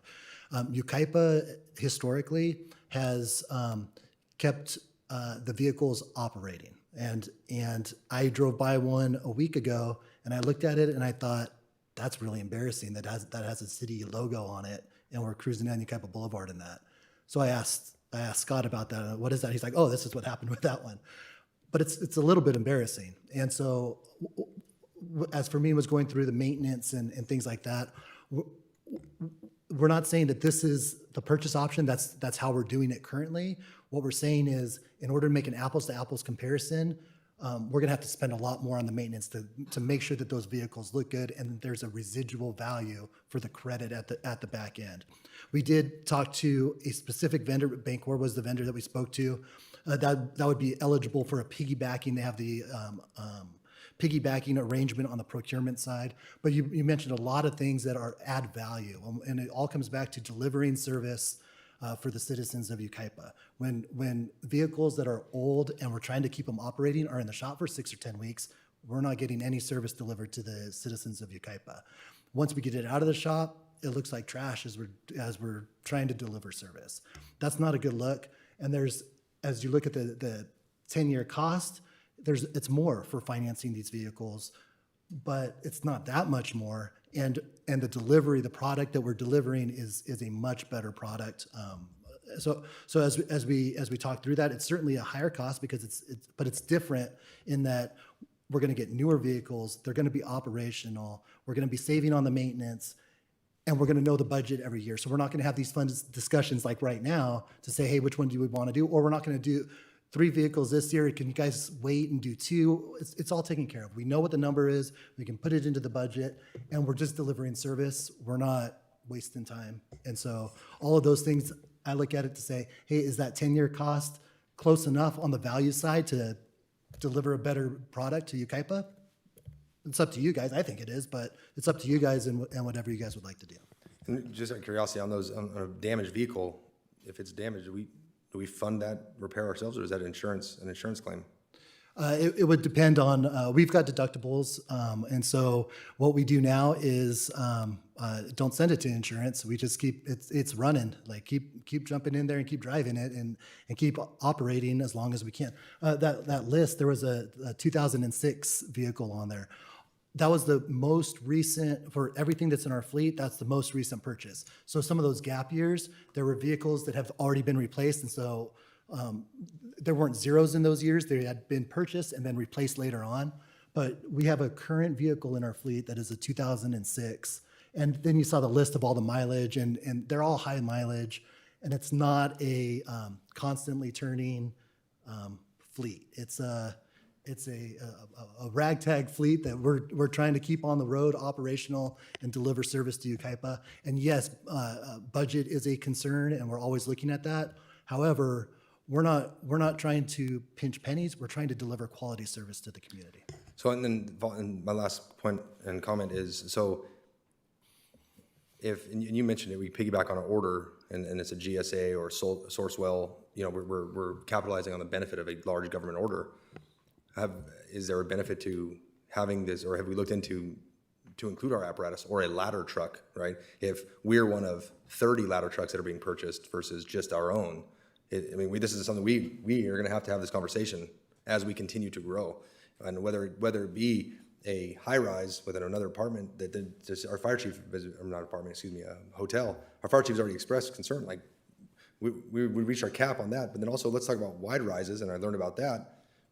We need to have a ladder truck. That's something we've been talking about for the last 5 years that I've been on the council. And is there a way that we can find if we piggyback, have we even asked Bancor, hey, what's the cost on a standalone ladder truck if we were to buy it ourselves versus if we were to do this lease option with a lease to own versus a 5-year route, or maybe it is an option. Hey, we want a new one every 5 years, so we're not having these issues where, hey, the pump's gone out again. Well, it's 5 years. It's under warranty. Just replace the pump, right? Or give us a new one. That's what that is. Those benefits is the first 5 years. The reason it's maintenance is oil change is what we're talking about. That's what we're talking. Oil and tires and windshield wiper blades. Everything else, bumper to bumper, in that they negotiate. I know this because this has been given to me. They've negotiated extended warranties, 5 years, bumper to bumper. If anything goes wrong on that, you're being replaced for free, or it's covered under warranty. The reason I asked for it to come was because I would like to see it. How do we incorporate our engines, squads, ladder trucks, and find a way is that a benefit? So I like that this is here, but I want to see because we need to have the discussion about a ladder truck, and those are what, 1.2 million, chief, something like that for a ladder. Okay, 2.4. So. Yes. So yeah, we we did talk to Bancor specifically about that, and any vehicles that the more specialization in that vehicle, From as we were trying to put a fence around what would be a lease candidate, the more specialized they were, the less likely of a lease candidate would be, because like we not on that list, we have a bucket truck, and that bucket truck is I didn't even realize cars were made as old as this bucket truck is. And so as we were talking through that, the specialization with putting that lift on that truck, the rep from Bancor said, yeah, it's not really, you're going to spend so much on the aftermarket adding onto it that cycling that through a lease, you're better off just buying it, and then 30 years later, call me up, I'll get you another one. And so, but we can go individual piece of equipment by piece of equipment and have that consideration with each one. For this, we put a standard 5 years. Maybe with ladder trucks, we're looking at, hey, maybe we want to place those out every 7 or 10, and then tap into the residual value for doing that. So all of those conversations, we can get really in the weeds with that to make sure that that it works for the city. Historically, it's different. Different's okay. But to make it an apples to apples comparison, we really tried to tighten it up. And the way that it would be rolled out, we wouldn't be purchasing everything year 1 and year 6. We would stagger it based on what we've got. We've got 2023s that are pretty good right now. We would give those a few years of runway and then loop it in. But then as we expand, ladder trucks, paramedic vehicles, all of those things would potentially be lease candidates, at least for the consideration of, hey, let's work through the numbers and see what works. Thank you.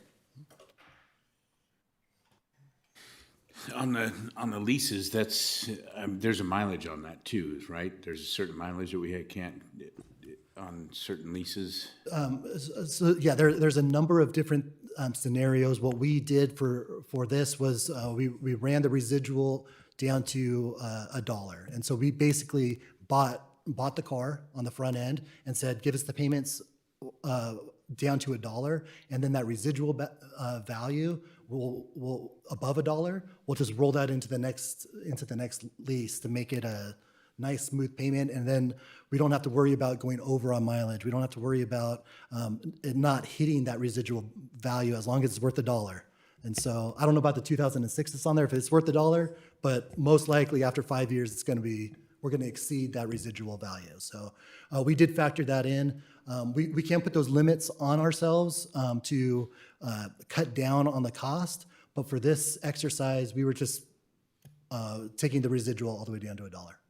And then the damages and everything like that and stuff, that goes back to us, right? On either insurance, or we take care of it ourselves out of our own pocket? Both in the lease scenario and the purchase scenario. And you were saying that you might be able to split it up to have the, like, say the fire trucks and then police cars and everything be on the lease, and then we buy all the...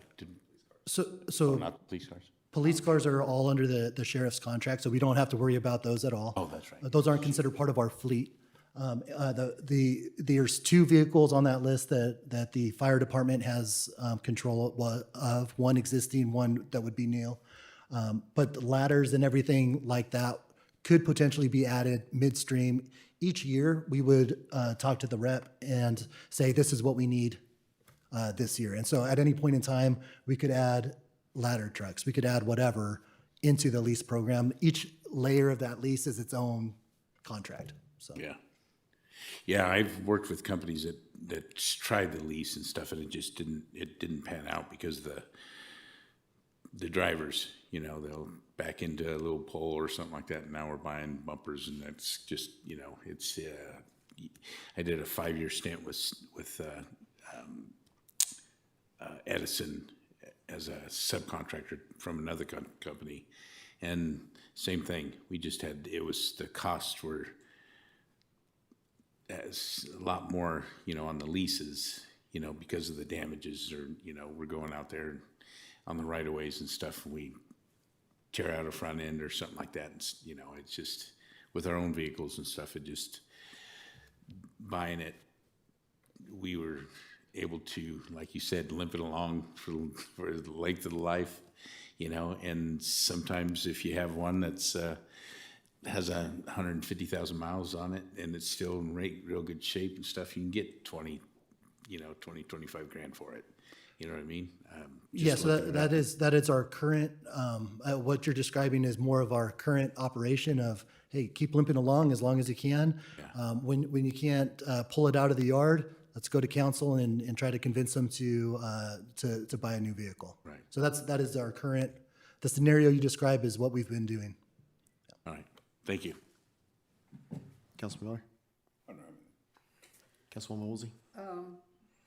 I have to say, this is totally out of my wheelhouse. I've never rented or never leased a car in my life. So, it's a lot of knowledge and information here. And I have to say, currently, right at the moment, I don't have an opinion either way.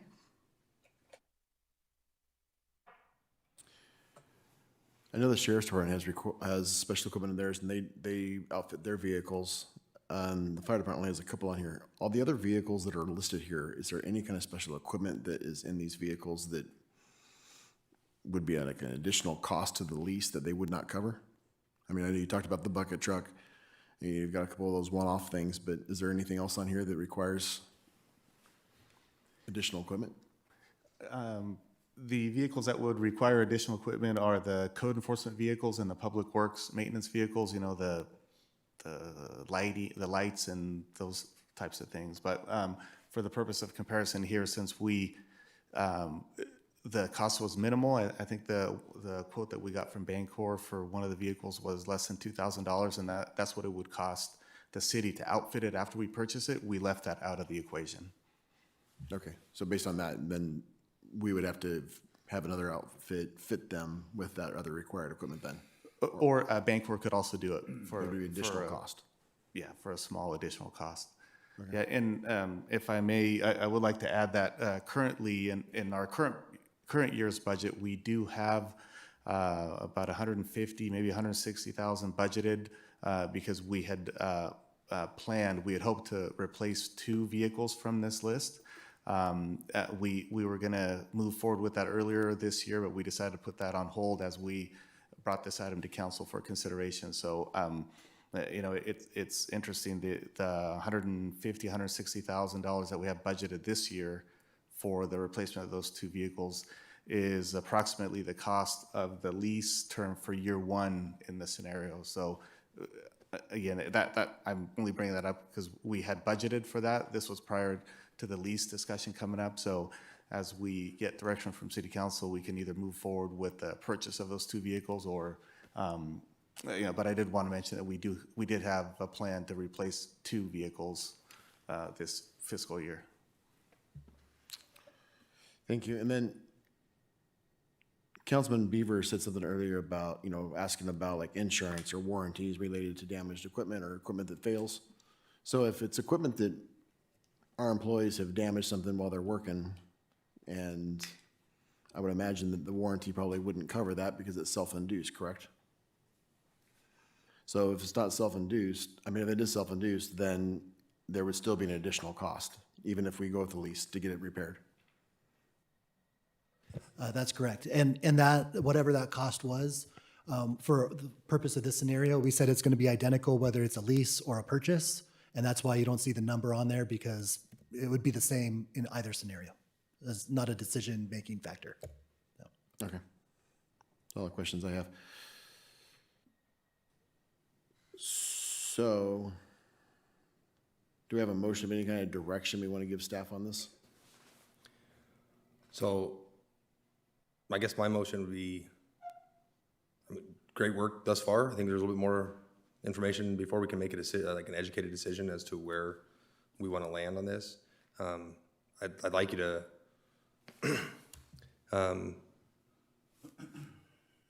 bring back another presentation relative to this with a little bit more information about if we were to expand and have to, include a medic squad, how this could affect, be beneficial for our fire apparatus and certainly the acquisition of bigger vehicles. See if it's worth doing in that regard. I like the residual. It sounds like we don't do it, and that's the thing is we hold on to it. We'll hold on to an older vehicle. My thought is that we're spending money on that vehicle. We're spending more money on maintenance. Transmissions go out. Like we start spending money. If it's a newer vehicle and it stays under warranty, and we don't have old, antiquated equipment in our fleet, then we're not spending money on that advanced maintenance, right? I mean, oil changes and stuff, preventative maintenance is one thing, but you said it's down for 10 weeks in the shop because that's because something failed. It's not because they're waiting on 10W30 to show up usually. So I'd like to see it come back with a little bit more detail, specifically if we were to incorporate more of our first responder aspects to it, as our code enforcement grows or takes on maybe more, and we start having. Is there Motorola radios in our code enforcement vehicles? Do they talk to the sheriff's department on those? No, they do have a. Handheld? Yeah. Is that something we purchase or lease? We purchase this. Purchase. Like $15,000 per radio after it's programmed? Yeah. Yeah. So, and every year Motorola comes out with another proprietary something, and then they'll say, oh, those old APX 6000s, they're just not going to work anymore, guys. You need to buy the new APX 8500s. And it's another $15,000 times however many we have. Those can also be included in a lease that you pay over the life of the vehicle. And every time there's another one, we say, hey, we need the newest Motorola.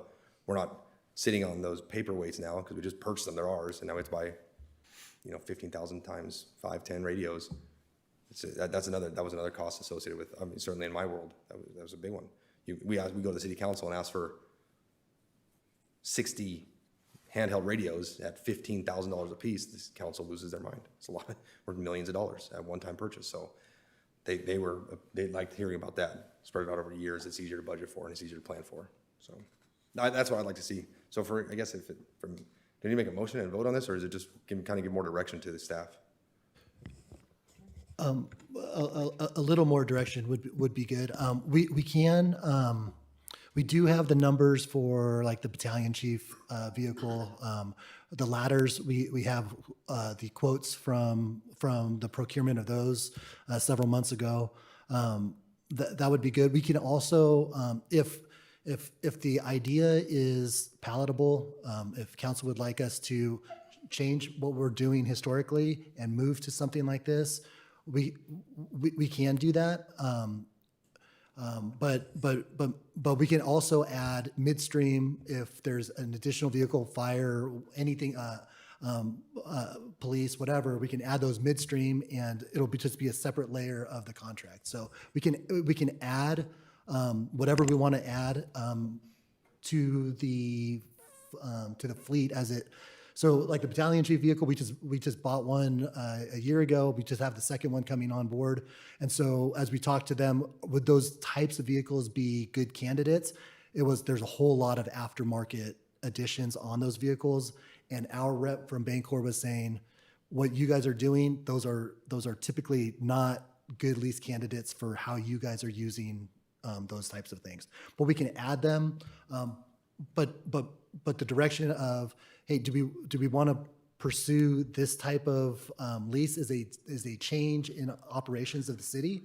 And so I guess the direction of, do you want us not to change, or do you want us to change? As Fermin mentioned, there's an item pending to say, hey, we need to replace a couple of vehicles. Should we bring that back to you as a purchase? And then what would you like us to do? Anything different? Well, tomorrow's a holiday, but on Wednesday, would you like us to do anything different? So the 1.4 million, years 1 through 5, 726,000. That's for if we were to have that entire list of our vehicles be replaced with leased. It's an attempt to make an apples to apples comparison. It is a quote, but it's a quote for taking our existing vehicles, the current credit on those, and rolling out brand new vehicles year one. Did they say what that credit is? They probably won't touch the 06, right? Because it's too old. Right. So right now, this is what your fleet is worth by vehicle, and so we have that quote, and that's what those numbers are based on. Now, that's every vehicle that we own. There's several vehicles that we would say, let's not put those into the year one lease. Let's replace the old ones, the ones that need to be replaced. But the other ones, let's wait on those until we need to replace them.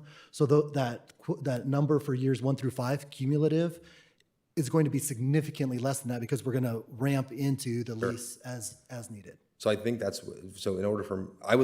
I think there's savings in this option. I think there's a better value to the community. I think there's better service. I think there's savings to be had.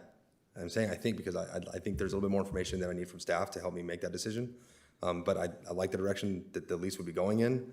Also, relative to accountability, I'm curious to know, look at I made a career, 17 years driving fleet vehicles.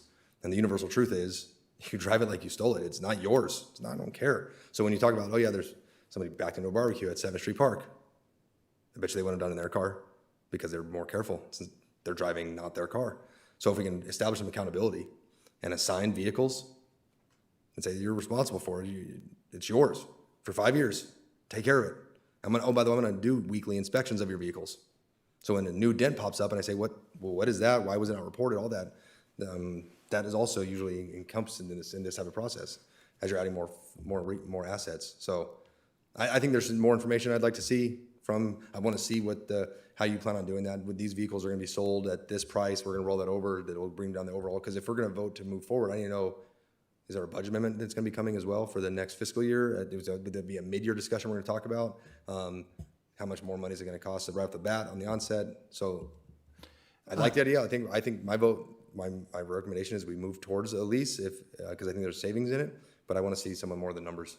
How about if we, for next meeting, whittle down that list of the entire fleet to say, these are the ones that we're thinking we got to go on now. This is the dollars associated with that.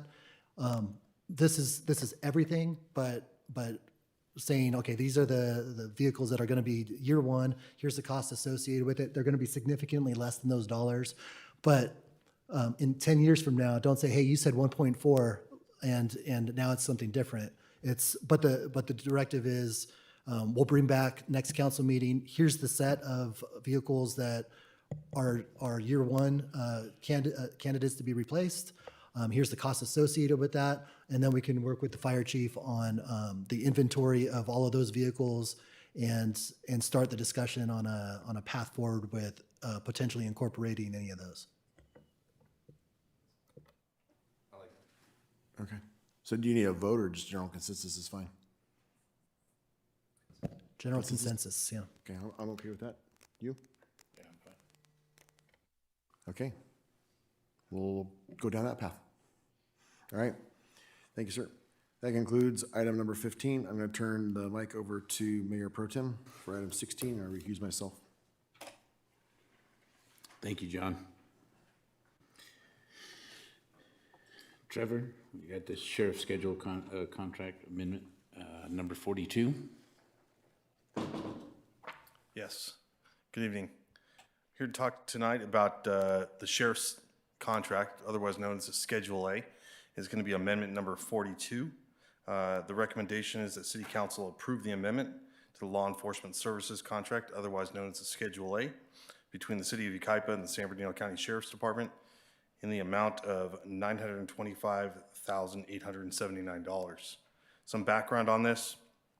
As you all know, the city contracts its law enforcement services with the San Bernardino County Sheriff's Department, and we have done that since 1990.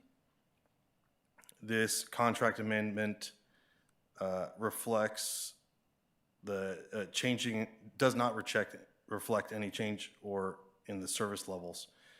For fiscal year 25-26, the original cost for law enforcement services was an amount not to exceed $13,870,394, less the annual personnel credit of $649,851, for a total not to exceed cost of $13,220,543. That's a lot to digest.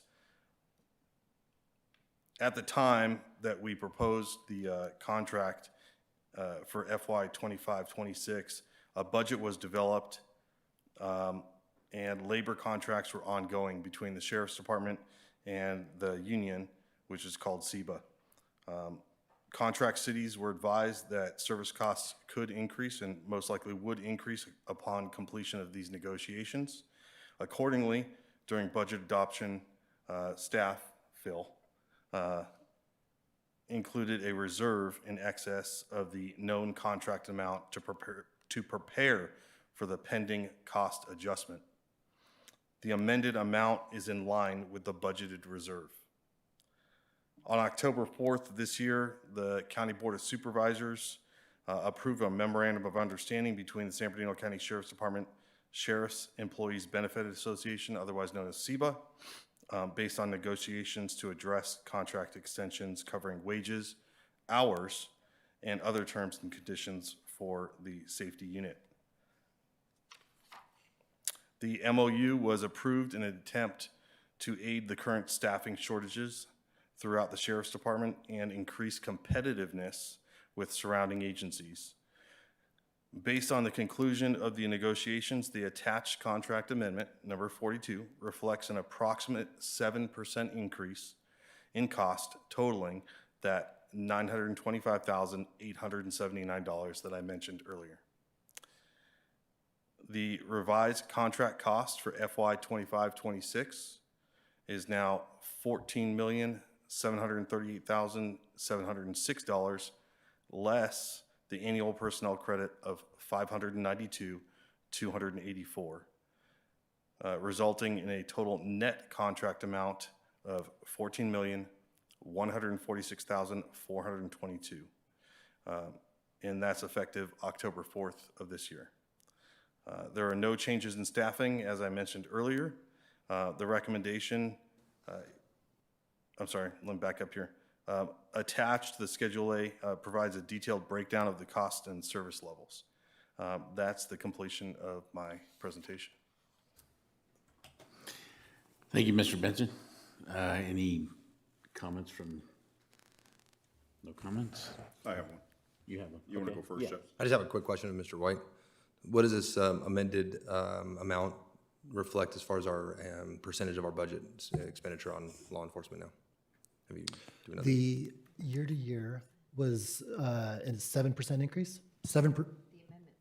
Yeah, 7% is that number. When we presented the budget, we knew that the negotiations were ongoing. We had secret spies saying these are roughly the amounts, and the spies had good numbers, and so we reserved slightly more than that number, and so from a budgetary, is our budget out of whack now? Nope, we are spot on with what we reserved back in May. Let me rephrase. Our annual operating budget, what percentage of it are we now spending on law enforcement? Oh, yeah, and so the way that was carved up was unrestricted money. The unrestricted money, yeah, we're well into the 60s, probably approaching 70%. Thank you. Good. Thank you, Mayor Pro Tem. Just looking at the numbers, it's 39 sworn, right? 39 sworn total, yes. And how long maybe Lieutenant also, that 39 sworn number, how many years is that? What have we fluctuated over the last 5 years? Is 39 held, or was it 35? Was it 34 the last few years? Where are we at? Are you talking about the amount of personnel that Sworn over the last. we've increased over the last, I'd say 4 years, 4 positions. Yeah. Well, obviously, we knew the increases are coming. I think we talked about it at budget time, Phil, that we had put a little money away because we knew the contract costs are going to go up. I still think this is, we're getting our best bang for our buck with the county, no doubt about it, 14.7. That for what it is, and yes, it's going to be the biggest piece of the pie, especially when we include fire services also. But we're lucky to have them, and I still think for a town of 54,000, 39 swords light, we're just lucky we got great staff and a great department over there. They're really handling things along with quality of life issues and code enforcement and everything else. Our park rangers and all them things together to keep the crime rate down, because the reports we get every month. Look at the crime rates, and we never want to celebrate them too much because then something will happen. Then it can go the other way. But I just think they do a great job. And for the 14.7, I think we're getting a little credit. 14.146 is what it comes out, but. And what maybe the public, when they look at the Schedule A on the online, a lot of it include not just salary and benefits, it's all the other costs, workman's comp, all them other things that are included, the vehicles, all the costs that come associated. We pay for that, but You know, it seems expensive because it's the biggest cost, but our town counts on public safety. And that's what we're tasked with. And, you know, I think we knew the increase is coming, and I'm going to, of course, vote to approve this. The only other thing I want to add is as this continue, you know, as the cost of public safety goes, and we also as a staff and the city council work to find additional revenue to fund the city, we'll also have to find creative ways with which we augment and supplement our law enforcement partners by having our code enforcement, maybe our park rangers, take on a more complex role within our community to maybe capture some of that low-hanging fruit relative to crime, right? Let's not burden these highly paid, certainly highly paid now than they were a few months ago, deputies with quality of life issues, transient sleeping on back porches, and stuff that we don't want to send an unarmed, untrained person to, but maybe, hey, code enforcement, we're going to start training a little bit more. We're going to put you through some more courses. Public Works Rangers, we're going to, you know, give you a little bit more authority, maybe 832 courses, maybe expanding on their capabilities so that we can supplement our law enforcement partners, not compete, supplement, and have a better, you know, have our municipality take on a little bit more ownership over the active fighting of crime, small misdemeanor stuff, and maybe lean on that our municipal code to do that. It doesn't just have to fall on our deputies to do that. Like I said before, every city employee, they're eyes and ears of the community, they're eyes and ears of the city. They should have a direct line to the sheriff's department and then have the training necessary to help augment their staff. So we'll as we grow, our discussion might shift, and we might find ourselves discussing how do we give some more legal authority to our code enforcement or to our public works rangers to, have you seen some of those public works rangers? They look like cops. I mean, they're wearing soft body armor, they have a badge on their belt. Well, now I submit, we're putting them in danger. We're making people believe they're a cop, but they don't have the tools of a cop. They don't have the training of a cop. They don't have the authority of a cop. But that's not going to stop that parolee who's on the run trying to avoid being captured when he's getting checked for sleeping in a park like our public works rangers do, trying to just avoid law enforcement. Now we have a much more tragic thing to talk about of the death of somebody who we underprepared, under-equipped. So I think those conversations might need to be had as we progress. But I'll move approve on the item. Do I have a second? I'll second. All in favor? Aye. Aye.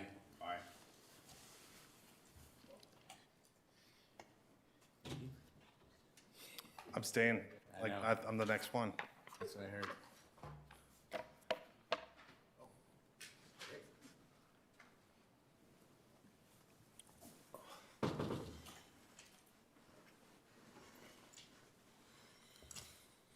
All right, item number 17 is going to be an ordinance number 476, the prohibition against public urination. Some background on this. We currently don't have a municipal code against public urination. We previously did, when we did the municipal code update last year, it inadvertently got removed, and this is our effort to put this back on the books so we can deal with some of the challenges that we're facing out there. The deputies, code enforcement, and the park rangers are facing out there on the streets. As you all know, Yucaipa has received increasing reports and complaints. I'm sure you've all heard it regarding homelessness, individuals engaging in public urination, especially in our uptown areas. I know that we have one gentleman who owns a bunch of property in the uptown, and for some reason, people like using his front and back doors as a urinal. So this gives us some tools to combat that. The adoption of section 844 will make it unlawful for any person to urinate or defecate in or upon any street, sidewalk, alley, plaza, park, parking lot, public building, or other public place except within designated restroom facilities. Unless you want me to not read the whole thing, public urination's bad, right? So my request is that we pass this ordinance so we can give these deputies and the park rangers and the code enforcement officers out there on the streets some tools to combat that. Thank you, Trevor. I'll make a motion. Madam Clerk, do we have any public comments? No comments on this item. Questions or comments? Nope. Motion. I'll make a motion. Do I have a second? Oh, she beat me to it.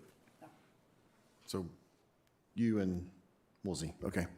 Those in favor? Aye. Aye. Any opposed? Okay. Thank you, sir. Thank you very much. Oh, hold on. I apologize. That was supposed to be a roll call vote. So let's try that again. Councilmember Bieber, Yes.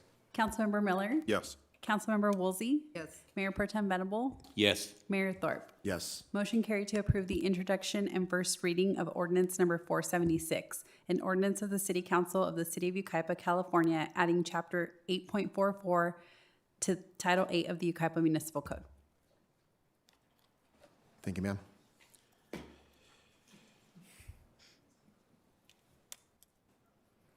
Good evening, Mayor and Council. This will be for ordinance 475, prohibiting open fires in the city. In recent years, the city of Yucaipa and surrounding communities have experienced major catastrophic wildfires. The city is encased in a very high fire hazard severity zone, and any open burning and unregulated outdoor fires present a serious threat to the public safety, property, and air quality in our city. Currently, there is provisions in the California Fire Code and South Coast AQMD regulations addressing this, but the city doesn't have a comprehensive adopted local ordinance clearly defining and prohibiting open fires under these local conditions. An open fire prohibited, this ordinance is designed to give clarity, so we align with state and regional standards and laws, and gives our fire, police, and code departments stronger authority to prevent and control and abate hazardous fire conditions.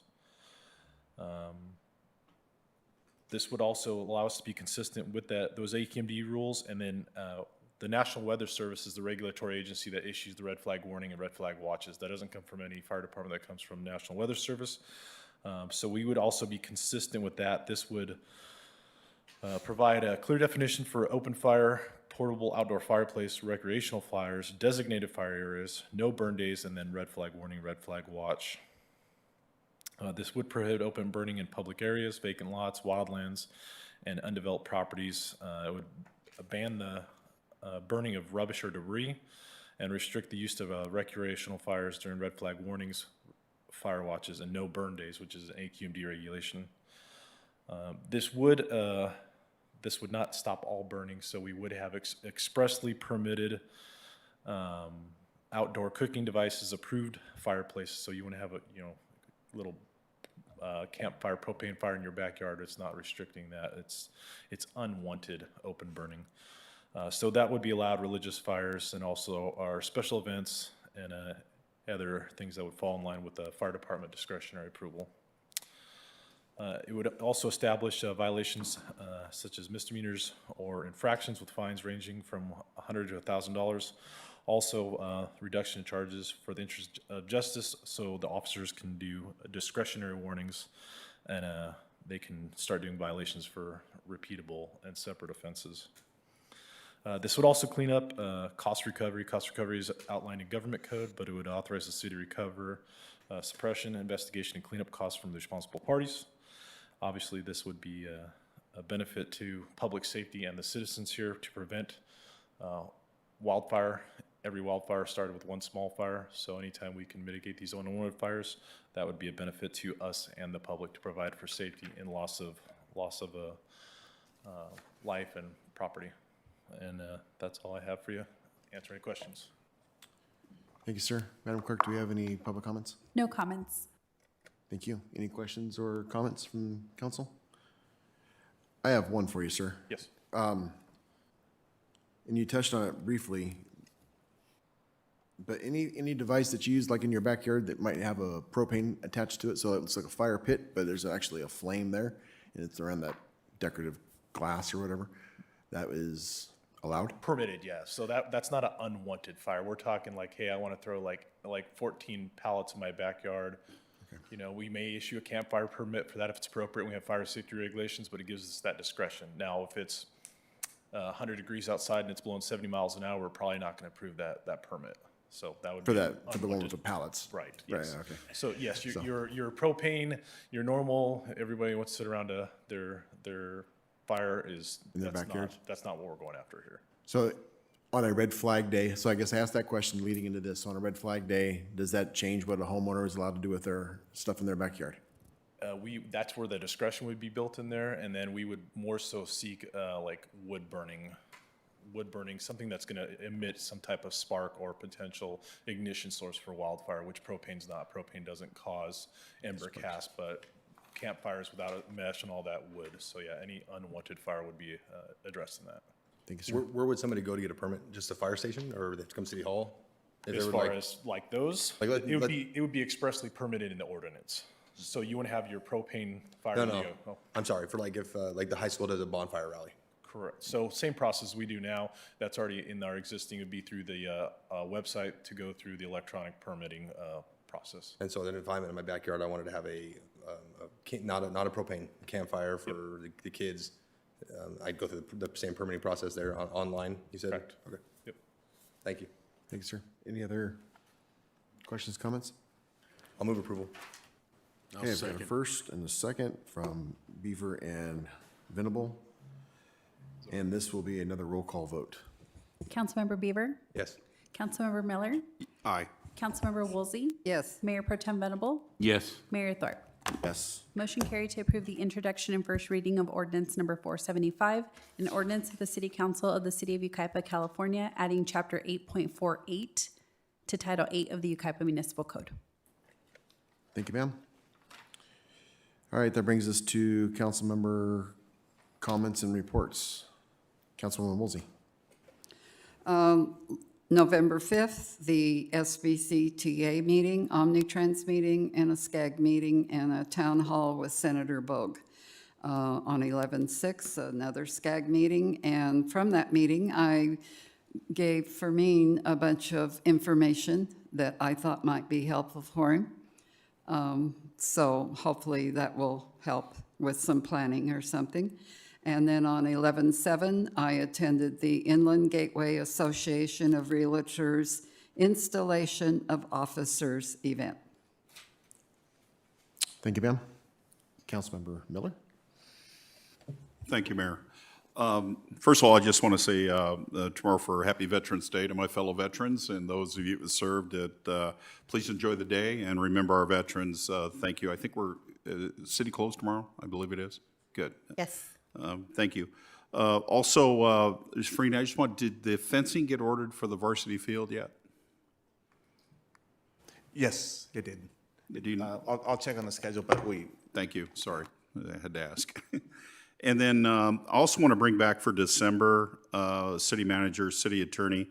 I'd like to have a discussion item on ordinance 440, section 1.08.070 on campaign contributions, discussing limits, which is no limit. It was adopted in March 2024.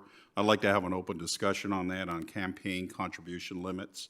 Since I'm new to the board, I'd like to discuss that. I have had constituents ask me to bring that back to talk about campaign contribution limits. I would love to do that and entertain that with the council.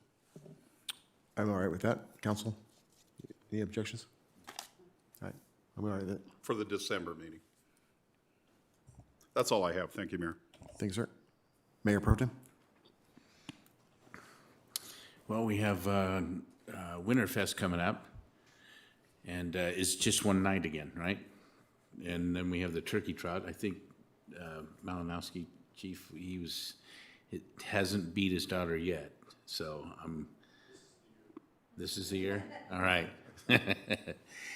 And I think Councilman Beaver, I think you were the mayor at that time and your daughter beat you as well, right? I don't want to talk about it, Chris.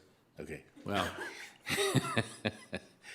so if you can show up and support Healthy Yucaipa and stuff, it'd be awesome. Now, are we sold out or we're not? We have plenty, and we don't think it's going to rain.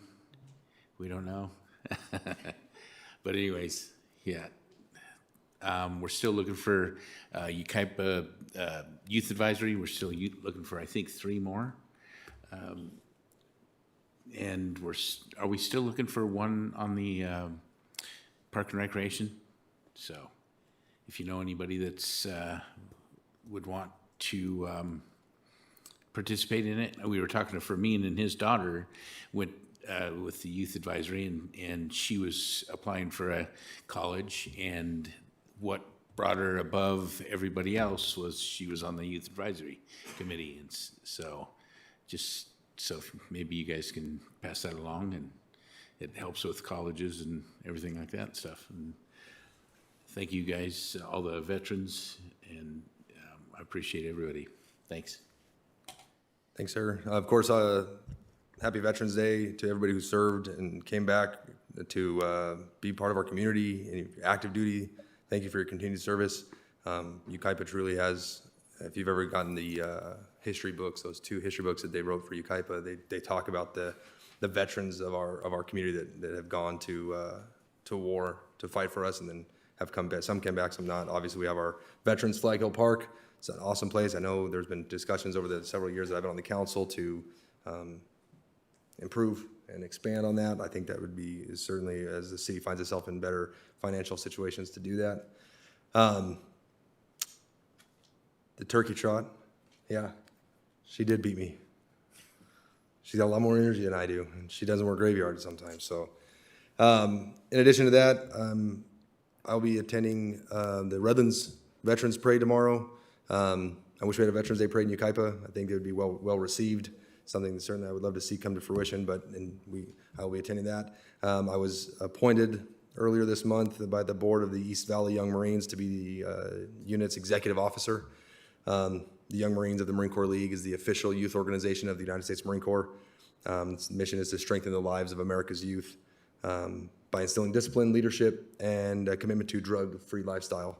So I will be down there tomorrow marching with 2 units, the East Valley Young Marines, which is out of Redlands and covers Yucaipa, and the San Bernardino Valley Young Marines. So we'll have a lot of youngsters out there who are looking for a life of service and trying to get that leadership instilled in them. So I'll be proudly out there doing that. If you have a young one, ages 8 to 18, who you think would benefit from, this is not for disciplinary. This is the youngsters have to want to be there. If you think that your son or daughter or nephew or nieces would like to join the Young Marines, and it's not a recruiting tool for the Marine Corps, just all about instilling discipline and leadership and a drug-free lifestyle and giving some youth some engagement, then get a hold of me, go on the website, but the East Valley Young Marines, and we'll be out there at Veterans Day Parade in Redlands tomorrow. If I see you out there, say hi. Thanks. Thank you. Let's see, we have a veterans service tomorrow at 11 a.m. I believe it's at the community park, correct? Yes, sir. So just want to refresh everybody's memory about that. And in closing, I just want to thank staff for everything you all do. You all work hard. I appreciate it. Thank you very much. With that, we will adjourn. Current time is 8:17.